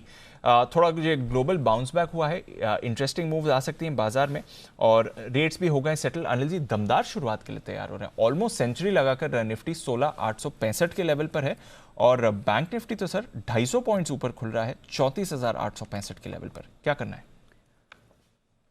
95 अंक। मैं सोच रहा था 35 ही ऊपर खुलेगा तो खुलते ही लेना चाहिए। तो 16,865 जो हमने पहला लेवल दिया था दीप, वहीं पर खुल रहा है। तो 16,875, 16,925 ये हल्की फुल्की रुकावट की रेंज है। तो यहाँ पर देखते हैं इसे पार करता है नहीं तो फिर खरीदने के लिए बढ़िया जगह जो पहली बनती है वो 16,840 है जी। सबसे पहला एंट्री लेवल वहाँ पर 16,825, 16,840 है। वहाँ पर आए तो खरीदना चाहिए, नीचे आएगा तो और ऐड करेंगे। और अगर आपके पास है तो बेचने की हड़बड़ी जल्दीबाजी ना करें, पहले 16,900, 890, 16,925 की रेंज तक और ऊपर जाने दें, वहाँ पर प्रॉफिट बुकिंग किया जाएगा। तो अभी भी होल्ड करें, थोड़ी और अपसाइड बाकी, चूँकि खुला कम गैप से, इसलिए थोड़ी सी, अगर ज़्यादा गैप से खुलता, कम गैप से खुलता तो तुरंत ही खरीदने का मन होता। तो मैं तो और खुश हो रहा था कि 35 पॉइंट ऊपर दिखा, लेकिन ऐसा हो ना सका। ओके, चलिए बैंक निफ्टी 34,865 इंतजार यहाँ पर भी, क्योंकि 35,000 के आसपास रुकावट का लेवल है। 34,900, 35,050 या 150 पॉइंट की रेंज की रुकावट, या तो 35,050 के ऊपर खरीदा जाए या फिर 34,700 के आसपास, या तो 150 पॉइंट नीचे आ जाए या 150 पॉइंट करीबन ऊपर निकल जाए, 200 पॉइंट फिर खरीदेंगे। तो थोड़ा बैंक निफ्टी में इंतजार। लेकिन हाँ, अगर कल आपने खरीदा, कल हमने जो राय दी थी आपको 34,600 स्पॉट लेवल पर खरीदारी करने की राय दी थी, तो 34,775 का पहला टारगेट था, उसके ऊपर खुल रहा है 875। तो आप 34,900 का दूसरा टारगेट था, उसके नज़दीक खुल रहा है। या तो आप अपना स्टॉप लॉस ट्रेल कर लें पार्ट प्रॉफिट बुकिंग जरूर करें, और अगर आपने एक ही लॉट खरीदा है तो फिर स्टॉप लॉस जरूर ट्रेल करते चले, ताकि आपके मुनाफे का सौदा नुकसान में ना हो। और जो कॉल ऑप्शन 330 में आपने खरीदा है, 440 का टारगेट है, वो हासिल होना चाहिए खुलते, तो वहाँ पर भी आप प्रॉफिट बुक कर सकते हैं या स्टॉप लॉस को ट्रेल करते हुए चल सकते हैं अपने रिस्क के लिहाज से। Understood sir. तो चलिए, ये है आपके लिए पूरा विश्लेषण जहां तक निफ्टी और बैंक निफ्टी ओपनिंग स्ट्रैटेजी का सवाल है। जी पर भी डाल दीजिए नजर, लग रहा था प्री ओपन में 10% ऊपर खुलेगा, खैर अब सेटल होने के बाद एकदम सपाट बल्कि हल्की सुस्ती के साथ ही आपको खुलते हुए दिख रहा है। एनएससी पर करीब 1.5% नीचे ये काउंटर खुलेगा। तो जैसा आप कह रहे थे, शायद buy on rumour sell on news का भी थोड़ा यहाँ पर जब तक एफएनओ बैन में, तब तक आपके लिए अंदाजा लगाना मुश्किल काम है कि एग्जैक्टली क्या होगा, तो वेट एंड वॉच। और शॉर्ट टर्म ट्रेडर्स वाला ये मामला है भी नहीं, क्योंकि आप ट्रेडिंग कर नहीं सकते, बैन में है। कैश में कौन ट्रेडिंग करता है, स्पेशली एफएनओ स्टॉक्स। खबर आ चुकी है सेटल होने से। आपको ये पता है कि डाउन साइड रिस्क कितनी है? Yes sir. वो 300 के आसपास की, 40 रुपए की। अप साइड आपको पता है यहाँ से 200 से 250 रुपए की बन सकती है इवेंचुअली, अगर आपका व्यू 6 महीने 12 महीने का है। तो इस लिहाज से आपको इन्वेस्टमेंट के तौर पर पोजिशनली व्यू बनाना है। और अगर आज पोजिशंस के एडजस्टमेंट के चलते खराब हो, आजकल 1-2 दिनों में अच्छे लेवल्स पर आए, तो वहाँ पर आपको अक्यूमुलेट करना है। सिंपल, ये स्ट्रेटेजी रखिए। क्लियर है सर। तो चलिए नज़र रखते हैं आज के लिए जी एंटरटेनमेंट। ये भी एक इंटरेस्टिंग स्टॉक है जो आपके रेडार पर होना चाहिए। एक राय आईओसी पर ले लूँ मैं वागले साहब के साथ। वागले साहब, इनकी हल्दिया रिफाइनरी में आग लगी है, कुछ डिसरप्शन भी होगा, अनफॉर्चुनेटली 3 लोगों की मौत भी हो गई है, पर मेंटेनेंस के लिए ऑलरेडी बंद था, तो आई डोंट थिंक कि करंट फंक्शनिंग पर कुछ असर आएगा। चार्ट्स क्या कहते हैं सर आईओसी की?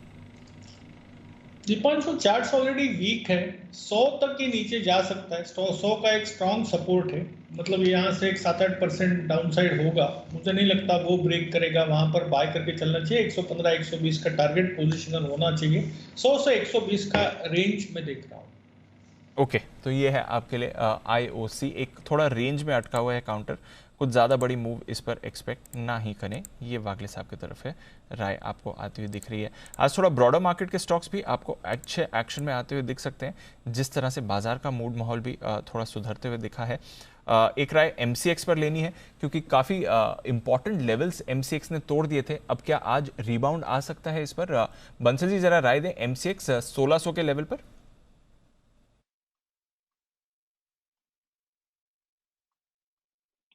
देखिए दीपांशु, लेवल्स टूटे हुए हैं स्टॉक के अंदर। पिछले 2 दिन पहले जो इसके अंदर ब्रेकडाउन हुआ था वो नीचे की तरफ था। कल भी स्टॉक इनसाइड डे की रेंज में घूम रहा था, तो 1611 के ऊपर यहाँ एक पॉजिटिव क्रॉसओवर देखने को मिलेगा। नई खरीदारी की राय 1611 के ऊपर होगी, और जिनके पास ऑलरेडी है 1575 1575 के स्टॉप लॉस के साथ होल्ड करें।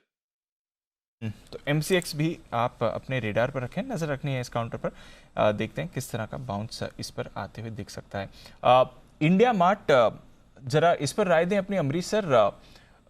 7000 का एक इंपॉर्टेंट सपोर्ट था जो इसने अभी रिसेंट की फॉल में तोड़ा है। एक छोटी एक्विजिशन करी है, साइज कुछ ज़्यादा बड़ा नहीं है, 14 करोड़ का अमाउंट है, बट जिस तरह से ये स्टॉक लगातार दबाव में रहा है, स्पेशली जेडी मार्ट के आने के बाद और फिर जो इंपॉर्टेंट लेवल्स तोड़े हैं, अब क्या व्यू बनता है सर इंडिया मार्ट पर इन लेवल्स पर? दीप, इनफैक्ट इंडिया मार्ट में उतना क्लोजली ट्रैक नहीं करता हूँ, तो इस पे टिप्पणी देना मुश्किल है मेरे लिए। नहीं सर, एक चार्ट पर इंडिया मार्ट, हाँ कुणाल जी राकेश जी से ले लो, कल का शॉर्ट कॉल है। कल की शॉर्ट कॉल है, हाँ, आइए। क्लोजिंग शो का पहला बिगुल था, पहला बिगुल। हाँ कुणाल जी, इंडिया मार्ट आज थोड़ा बाउंस बैक दिख रहा है, वापस शॉर्ट करने के लेवल्स बनते हैं सर? देखिए दीपांशु, इस स्टॉक में एक बड़ा मेजर ब्रेकडाउन हमने 2 दिन पहले आते हुए देखा, और उसके बाद आज अगर पुल बैक आता है तो मुझे लगता है एक अच्छा अवसर होगा बिकवाली का। इस स्टॉक में जब तक अब 7000 का लेवल पार नहीं होगा, इसमें वापस से अप ट्रेंड रिज्यूम नहीं होगा, तो ऊपर के लेवल्स पर मेरी राय में बिकवाली करनी चाहिए, और नीचे काफी बड़ी जगह है तो 6000 के लेवल्स इसमें आते हुए दिख सकते हैं, तो उछाल में बिकवाली की राय। दीप, अभी मेरे को एक ऐसी फीलिंग आई कि मैं आपसे ज्यादा जानता हूँ। कल आप शो में नहीं थे तो मेरे को पता है कि इंडिया मार्ट का शॉर्ट कॉल देता है, तो मैं नहीं होता तो आपको भी आती है ऐसी फीलिंग? सर आप तो मेरे से वैसे भी कुछ बहुत ज्यादा जानते हैं, बट ऐसा लगता है कि अच्छा इनको तो पता नहीं, मुझे तो पता है। 1-2 कॉल्स पर आता है, ये तो हो चुका है, पता है ना, कॉल्स के लिए तो आता है। बिल्कुल, कुछ खबरों के मामले में, क्योंकि सारी खबरें ट्रैक नहीं हो पाती। बिल्कुल सर, कुछ खबरें मिस हो जाती है, और कुछ कॉल्स तो खैर मिस होते ही हैं, तो किसने क्या बोला था वो थोड़ा मिस हो जाता है। बट एनीवे, चलिए यही फायदा है कि कभी दोनों एक साथ छुट्टी पर नहीं तो कोई मिस तो कुछ भी नहीं होगा, कहीं न कहीं तो आपको पता चली जाएगा। चलिए तैयार हो जाइए एक और बढ़िया दिन के लिए। भारतीय बाजारों के लिए अच्छी मजबूती के साथ शुरुआत के संकेत आपके लिए आते हुए दिख रहे हैं। इस वक्त 95 पॉइंट ऊपर निफ्टी है, 250 अंकों की तेजी बैंक निफ्टी में और 275 अंक ऊपर आपके लिए सेंसेक्स खुलता हुआ दिख रहा है। बस इससे बढ़िया क्या उम्मीद की जाए अच्छी मजबूती के साथ। और अच्छी बात यह भी है कि मुश्किल से 1-2 स्टॉक हैं जो लाल निशान में, अदरवाइज सब हरे निशान में खुलने की तैयारी में। Hindalco, HUL, HCL tech, H letter के और किसी को कोई स्टॉक पसंद हो तो न्यूमरोलॉजी के हिसाब से तीनों निफ्टी के टॉप गेनर एच लेटर के हिसाब से है, तो आप देख लें अपने हिसाब से। मेरा तो ऑब्जर्वेशन है, खाली रिकमेंडेशन नहीं। पहली टिक 16,850 के ऊपर खुलता हुआ निफ्टी 90 अंकों की तेजी के साथ और 250 अंक ऊपर है बैंक निफ्टी 34,850 के ऊपर। 350 अंकों का दमदार उछाल सेंसेक्स में दिखेगा 56,600 के पार। जहां खुले वहां से बढ़त बनाते हुए सेंचुरी मारते हुए निफ्टी पर हम 16,880 के आसपास, 875 के आसपास इस वक्त, और बैंक निफ्टी भी मजबूती के साथ ट्रेड करता हुआ। आइए स्टॉक्स देख लें जो कंट्रीब्यूट कर रहे हैं इस तेजी में। टॉप गेनर है इस वक्त टाटा मोटर्स 1.5% ऊपर, HCL टेक 1.5% ऊपर, हिंदुस्तान यूनिलीवर 1.5% ऊपर। बजाज के दोनों ही स्टॉक, बजाज फिंस और बजाज फाइनेंस, दोनों मजबूती के साथ खुलते हुए दिख रहे हैं। बैंक्स में SBI, इंडसइंड बैंक दोनों मजबूती के साथ बढ़ने की कोशिश करते हुए दिख रहे हैं। रिलायंस अपना कंट्रीब्यूशन करता हुआ तेजी में 1% की तेजी के साथ। तो दिग्गजों में खरीदारी, तो आज जिन दिग्गजों से ज़्यादा सपोर्ट है तेजी की तरफ वो है HUL, Reliance, Tata steel, SBI। यहां से अच्छी खरीदारी होती हुई आपके लिए दिखेगी। कमजोर क्या है? पावर ग्रिड 2% नीचे, कोई डिविडेंड तो नहीं आया कहीं? 7 रुपये। 7 रुपये, हाँ तभी मैं भी सोचा। बाकी तो इतना सुबह सुबह इसको कौन गिराए, किसी का इंटरेस्ट नहीं है। 10-11 बजे के पहले तो कोई देखता भी नहीं है पावर ग्रिड को। तो पावर ग्रिड अगर नीचे है 4 रुपये तो 7 रुपये का एक्स डिविडेंड हुआ, तो इसका मतलब 3 रुपये ऊपर। नेस्ले फ्लैट है और कोई स्टॉक ऐसा है नहीं जो कमजोर हो। आइए वायदा कारोबार की तरफ, मजबूत और कमजोर शेयर दोनों देख ली जाए। इंडिया सीमेंट 5% का बड़ा उछाल, दमानी जी के स्टेक बढ़ाने की खबर के दम पर स्टॉक में है भरपूर एक्शन। मदरसन सुमित 2% ऊपर है। GMR इंफ्रा में भी इतनी ही तेजी बनेगी। एक स्टॉक सरप्राइजिंगली ऊपर आता हुआ दिखा है बड़े दिनों के बाद, हम तो भूल गए थे। कैनरा बैंक सुबह सुबह 2% मजबूत होता हुआ दिखा है और बंधन बैंक में 1.5% की तेजी आपको दिखेगी। फेडरल बैंक भी 1.5%, यानी कि कुछ एक्शन मिड कैप बैंक्स में होता हुआ दिखा है, जिसमें अब RBL, बैंक ऑफ बड़ौदा ये सब शामिल होते दिख रहे हैं। तो मिड कैप बैंक्स पर फोकस करिए, यहाँ हल्की फुल्की खरीदारी आपको नजर आएगी। कमजोर क्या है देख लीजिए। इंडस टावर 5% नीचे, कोई है ही नहीं ऐसा कमजोर जिसकी बात करें, छोड़ दो, नहीं करेंगे। ओके, तो 16,900 पर पहुंचता हुआ निफ्टी 125 अंकों की मजबूती के साथ और बैंक निफ्टी 34,925 के आसपास पहुंचता हुआ। तो बढ़िया तेजी, अच्छी तेजी, मजबूती बढ़ती हुई और 400 पॉइंट ऊपर पहुंच चुका है सेंसेक्स। दमदार उछाल दीप। बिल्कुल सर, कैश मार्केट में भी ढेरों स्टॉक्स हैं जो एक्शन में आपको आते हुए दिख रहे हैं। बोरोसिल रिन्यूएबल 3.5% ऊपर। टेस्टी बाइट्स ये भी वीक बाजार में होल्ड आउट करते हुए दिख रहा है। काउंटर आज भी 4% ऊपर ही आपको दिख रहा है। मैट्रिमनी में आप 3.5% की तेजी देख रहे हैं। लक्ष्मी मशीन वर्क्स 3% ऊपर। VRL लॉजिस्टिक्स में हो रही है खरीदारी। जस्ट डायल एक्शन में आ रहा है। इंडिया मार्ट गिर रहा है पर जस्ट डायल में आपको अच्छी तेजी बनती हुई दिख रही है। ट्राइडेंट में पॉजिटिविटी के साथ मूव होते हुए दिख रहा है। KI इंडस्ट्रीज यहाँ पर भी खरीदारी है। TCI लिमिटेड, सोलारा, ये भी कुछ काउंटर्स हैं जहाँ पर आपको अच्छी मूव आती हुई दिख रही है। कहाँ पर है वीकनेस, ये भी कुछ स्टॉक्स हैं जहाँ पर आप डाल दें नजर। अपार इंडस्ट्रीज 2% नीचे, कल एक स्पाइक आया था इस काउंटर पर। TCI एक्सप्रेस 2% नीचे। बर्गर किंग इस पर थोड़ी वीकनेस है। पॉली मेडिकेयर थोड़ी गिरावट दिखाता हुआ। NHPC में आप देख रहे हैं हल्की सी सुस्ती बनती हुई दिख रही है। टेक सोल्यूशन इस पर रखिए नजर। साथ ही नजर रखिए वैस्कॉन इंजीनियर्स, जो इन्हें 200 करोड़ का ऑर्डर मिला है। मैपमा इंडिया या CE इन्फो सिस्टम्स लिस्टिंग के बाद आज फोकस में दोबारा आपको आते हुए दिखेगा ये counter. India bulls real estate पूंजी जुटाने पर आज है बोर्ड बैठक, ये भी एक और काउंटर है। ऑफकोर्स पेटीएम, जिस पर आपके लिए 2 दिग्गज ब्रोकर्स की तरफ से बड़े टारगेट्स निकलते हुए हैं। तो कुछ और काउंटर्स जहां पर रखनी है नजर आपको। बाजार भी अनिल जी अपने ओपनिंग लेवल से और स्ट्रेंथ दिखाते हुए करीब 125 अंक ऊपर है इस समय। 16,900 के जस्ट नीचे है निफ्टी और 350 अंक बैंक निफ्टी 34,950 पर। ओके, तो ये है आपके लिए इस वक्त पूरा का पूरा एक्शन। बाजार अच्छी मजबूती के साथ 16,900 के आसपास और 35,000, 2 बड़े लेवल के बेहद नजदीक ट्रेड करते हुए दिख रहे हैं। सेंसेक्स और निफ्टी 16,900 निफ्टी और 35,000 बैंक निफ्टी, यहां पर आपके लिए पूरा का पूरा एक्शन। आइए बढ़ते हैं, इस एक्शन को बढ़ाते हैं आगे और मजबूत शेयरों का करें, जिसका 8% का दमदार उछाल अब होता हुआ दिख रहा है इंडिया सीमेंट में। इतने बड़े हुए शेयर पर अगर कोई व्यू लेना है और उस पर भी बाय का, तो फिर वागले साहब सही है एकदम। वागले साहब 8% बढ़ने के बाद मौका है या छोड़ दें? अनिल जी, अगर इंट्राडे के तौर पे लेना है तो छोड़ दे, लेकिन पोजिशनली मुझे लगता है ये 200 की तरफ जाएगा अगले 2 से 3 दिनों में, और इसका टारगेट 200 होगा। 200 क्रॉस करेगा तो 210 212 तक भी जा सकता है। आपका स्टॉप लॉस लगभग 183 184 का होना चाहिए, जो डे ट्रेडर के लिए काफी बड़ा है। आपके लिए इंडिया सीमेंट 8% की तेजी इस काउंटर पर अब बनती हुई दिख रही है, तो बड़ा एक्शन दमानी साहब के स्टेक बाय के बाद। मदरसन सुमी, इस पर भी आपको अच्छा एक्शन बनते हुए दिख रहा है, इस समय तेजी के साथ ऊपर आते हुए। सुमित जी, क्या कर रहे हैं मदरसन सुमी में सर? दीपांशु, पोजीशन होल्ड करें, मार्केट्स के अंदर मोमेंटम अच्छा बना हुआ है और 17,000 का लेवल जल्दी हमें मार्केट्स में देखने को मिलना चाहिए और फिर उसके ऊपर की रैली। तो ऐसा होने पे ये जो स्टॉक्स में गिरावट आई थी इनमें तेजी देखने को मिलेगी। जहां तक मदरसन सुमी का सवाल है, 210 के आसपास इसमें खरीदारी करके चलने का सलाह रहेगा। एग्जिस्टिंग पोजीशंस होल्ड करें, ऊपर में 215 220 ये इमीडिएट शॉर्ट टर्म के टारगेट होंगे और फिर इसके ऊपर के लेवल भी मदरसन सुमी में देखने को मिल सकते हैं। दीपांशु, यहाँ पे एक बिगुल भी। बिल्कुल बिगुल सुमित जी के लिए, सुमित के सुपरहिट।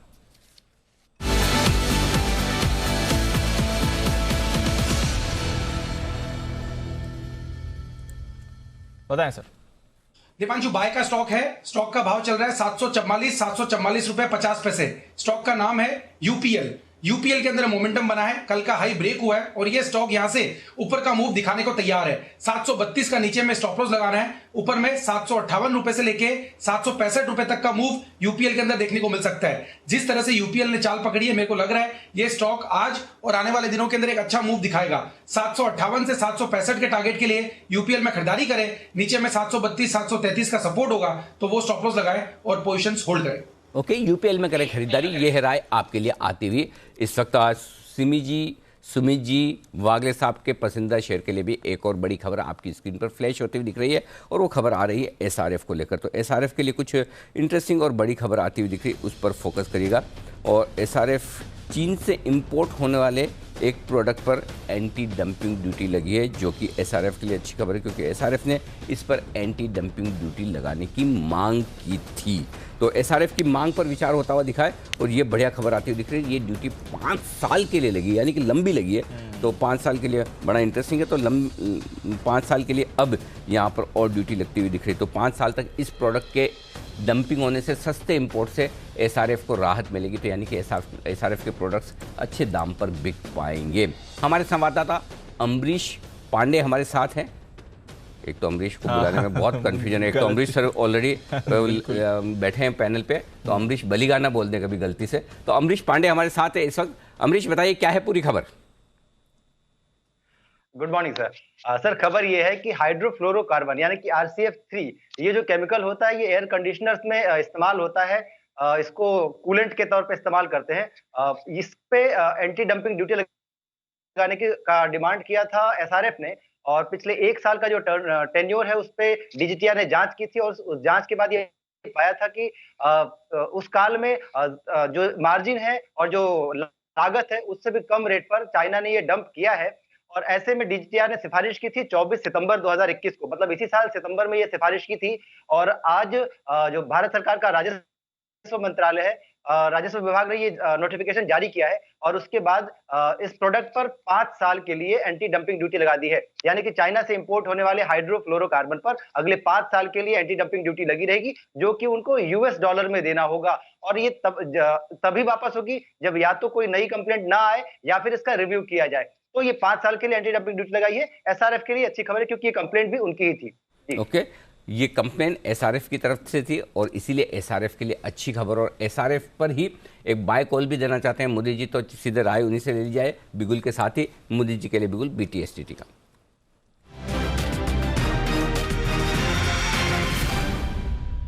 बताएं मोदी जी। बिल्कुल, देखिए बाय करके चलेंगे एसआरएफ को। 2220 CMP है, यहाँ पर जो टारगेट बनेगा 2255 का बनेगा पहला टारगेट, दूसरा टारगेट 2265 का होगा, स्टॉप लॉस 2200 का निकल कर आता है। जिस तरह के स्ट्रक्चर बने हैं, लास्ट 3-4 सेशन के जो हाई थे वो सारे हाईज निकलते हुए नजर आए हैं। अच्छे वॉल्यूम के साथ बाइंग देखने को मिल रही है। बड़ा अपसाइड मूव यहाँ से देखने को मिल सकता है। 2265 तक के टारगेट्स के लिए एसआरएफ को लॉन्ग करके चलेंगे, स्टॉप लॉस रहेगा 2200 का। ओके, तो ये है आपके लिए एसआरएफ पर 2200 रुपए के स्टॉप लॉस के साथ 2255 और 2265 के टारगेट के लिए खरीदारी करने की राय है मोदी जी की तरफ से। और सिमी जी हमारे साथ फोन लाइन पर जुड़ रही हैं, तो चलिए सिमी जी का भी स्वागत कर लिया जाए। सिमी के नॉन स्टॉप शेयर और उनसे भी उनकी बेहतरीन पिक्स ली जाए।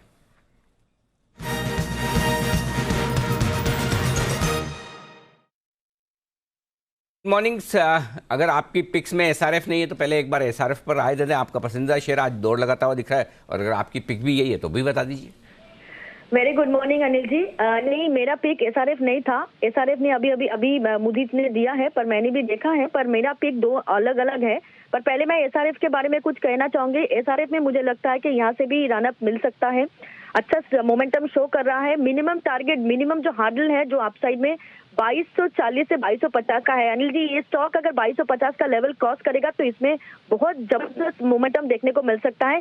ये मानो 1-1.5 महीने का हाई इसको क्रॉस करेगा तो 2250 के ऊपर नई तेजी देखने को मिलेगा। फिलहाल जिन्होंने यहाँ पे लिया है मुदीत का जो स्टॉप लॉस मुदीत ने दिया है वही फॉलो करे। मेरा आज के लिए दो बहुत ही बढ़िया सा स्टॉक मैं ढूंढ के लाई हूँ। एक तो KPIT tech mid cap IT focus में है अनिल जी, और मुझे लगता है केपीआईटी टेक में एक बढ़िया सा ब्रेकआउट देखने को मिलने वाला है। ऑलरेडी ये स्टॉक कल ही शो किया था मोमेंटम, और आज भी ये स्टॉक मोमेंटम शो कर रहा है। करंट लेवल से खरीदारी करने का सलाह होगा। पहला टारगेट होगा 520, उसके बाद 535 और उसके बाद 555, 520, 535, 555 तीनों टारगेट्स के लिए केपीआईटी टेक को खरीद कर चलने का सलाह होगा। 487 के नीचे स्टॉप लॉस लगाएंगे, अभी 499 का भाव है। मेरा दूसरा स्टॉक होगा पोकार्ना। रियलिटी सेक्टर में इतना मोमेंटम है अनिल जी, और उसके बाद मुझे लगता है कि पोकार्ना भी फोकस में रहना चाहिए। पोकार्ना इस मार्केट में ऐसा बहुत ही कम शेयर मिलेगा जो 52 वीक हाई बनाया है। पोकार्ना कल भी 52 वीक हाई बनाया था, आज कल का हाई क्रॉस करके आगे निकल रहा है। पोकार्ना को फोकस कीजिए, इसमें जबरदस्त बाइंग देखने को मिल रही है। 735 का भाव है। ये स्टॉक मिनिमम टारगेट मेरा 745 से 755 का था, वो तो अभी मेरा बोलने में ही हो सकता है क्रॉस हो जाएगा। 770 तक का रैली पोकार्ना में देखने को मिलना चाहिए, तो 770 का टारगेट के लिए पोकार्ना को खरीद कर चलने का सलाह होगा। स्टॉप लॉस लगाएंगे 720 के 2 रुपया नीचे। 720 इसका अर्लियर हाई था, तो वो हाई जब तक नहीं टूटेगा तब तक पोकार्ना को होल्ड करके रखने का सलाह होगा। ओके। और सबसे पहले ये स्टॉक रडार पर आया है सेठी साहब की लिस्ट में, और मेरे ख्याल से 200 रुपए के आसपास से सेठी साहब ने इसे रिकमेंड करना शुरू किया और बताया कि किस तरह से इस कंपनी के फंडामेंटल्स बदल रहे हैं। कुछ इटली की कंपनी के साथ टाइप की खबरों के सब बाद से इस स्टॉक की पूरी री रेटिंग हो चुकी है, और ये है अब टेक्निकली पसंद सिमी जी को। आइए सिमी जी, आशीष ने आज अपनी टीम में लिया। ओके, आशीष जी की तरफ से आप धन्यवाद स्वीकार कर लें सिमी जी, और हमारा धन्यवाद तो आप आइए उसके लिए यही।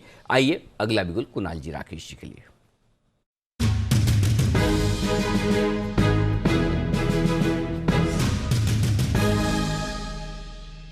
बताएं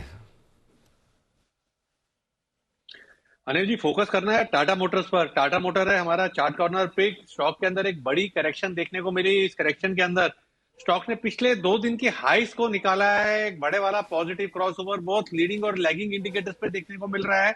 ओवर टू कुणाल जी। अनिल जी देखिए, स्टॉक में 2 दिन पहले एक ब्रेकडाउन आया था जब बाजार में गिरावट आई, और वो ब्रेकडाउन के लेवल से ऊपर अब ये स्टॉक ट्रेड कर रहा है, यानी कि यहां पर एक रबर बैंड रिवर्सल पैटर्न बना है। एक फॉल्स ब्रेकडाउन हुआ 2 सत्र पहले, और उसके बाद अब इसमें वापस रिकवरी आती दिख रही है। शॉर्ट्स ट्रैप्ड हैं तो टाटा मोटर्स में खरीदारी करके चलें। यहां पर स्टॉप लॉस रखना है 461 रुपए पर। 461 के स्टॉप लॉस से बाय करें। पहला टारगेट होगा 480 रुपए का, दूसरा टारगेट 490 रुपए का। 490 तक कोई रेजिस्टेंस नहीं है, खरीदारी कराए।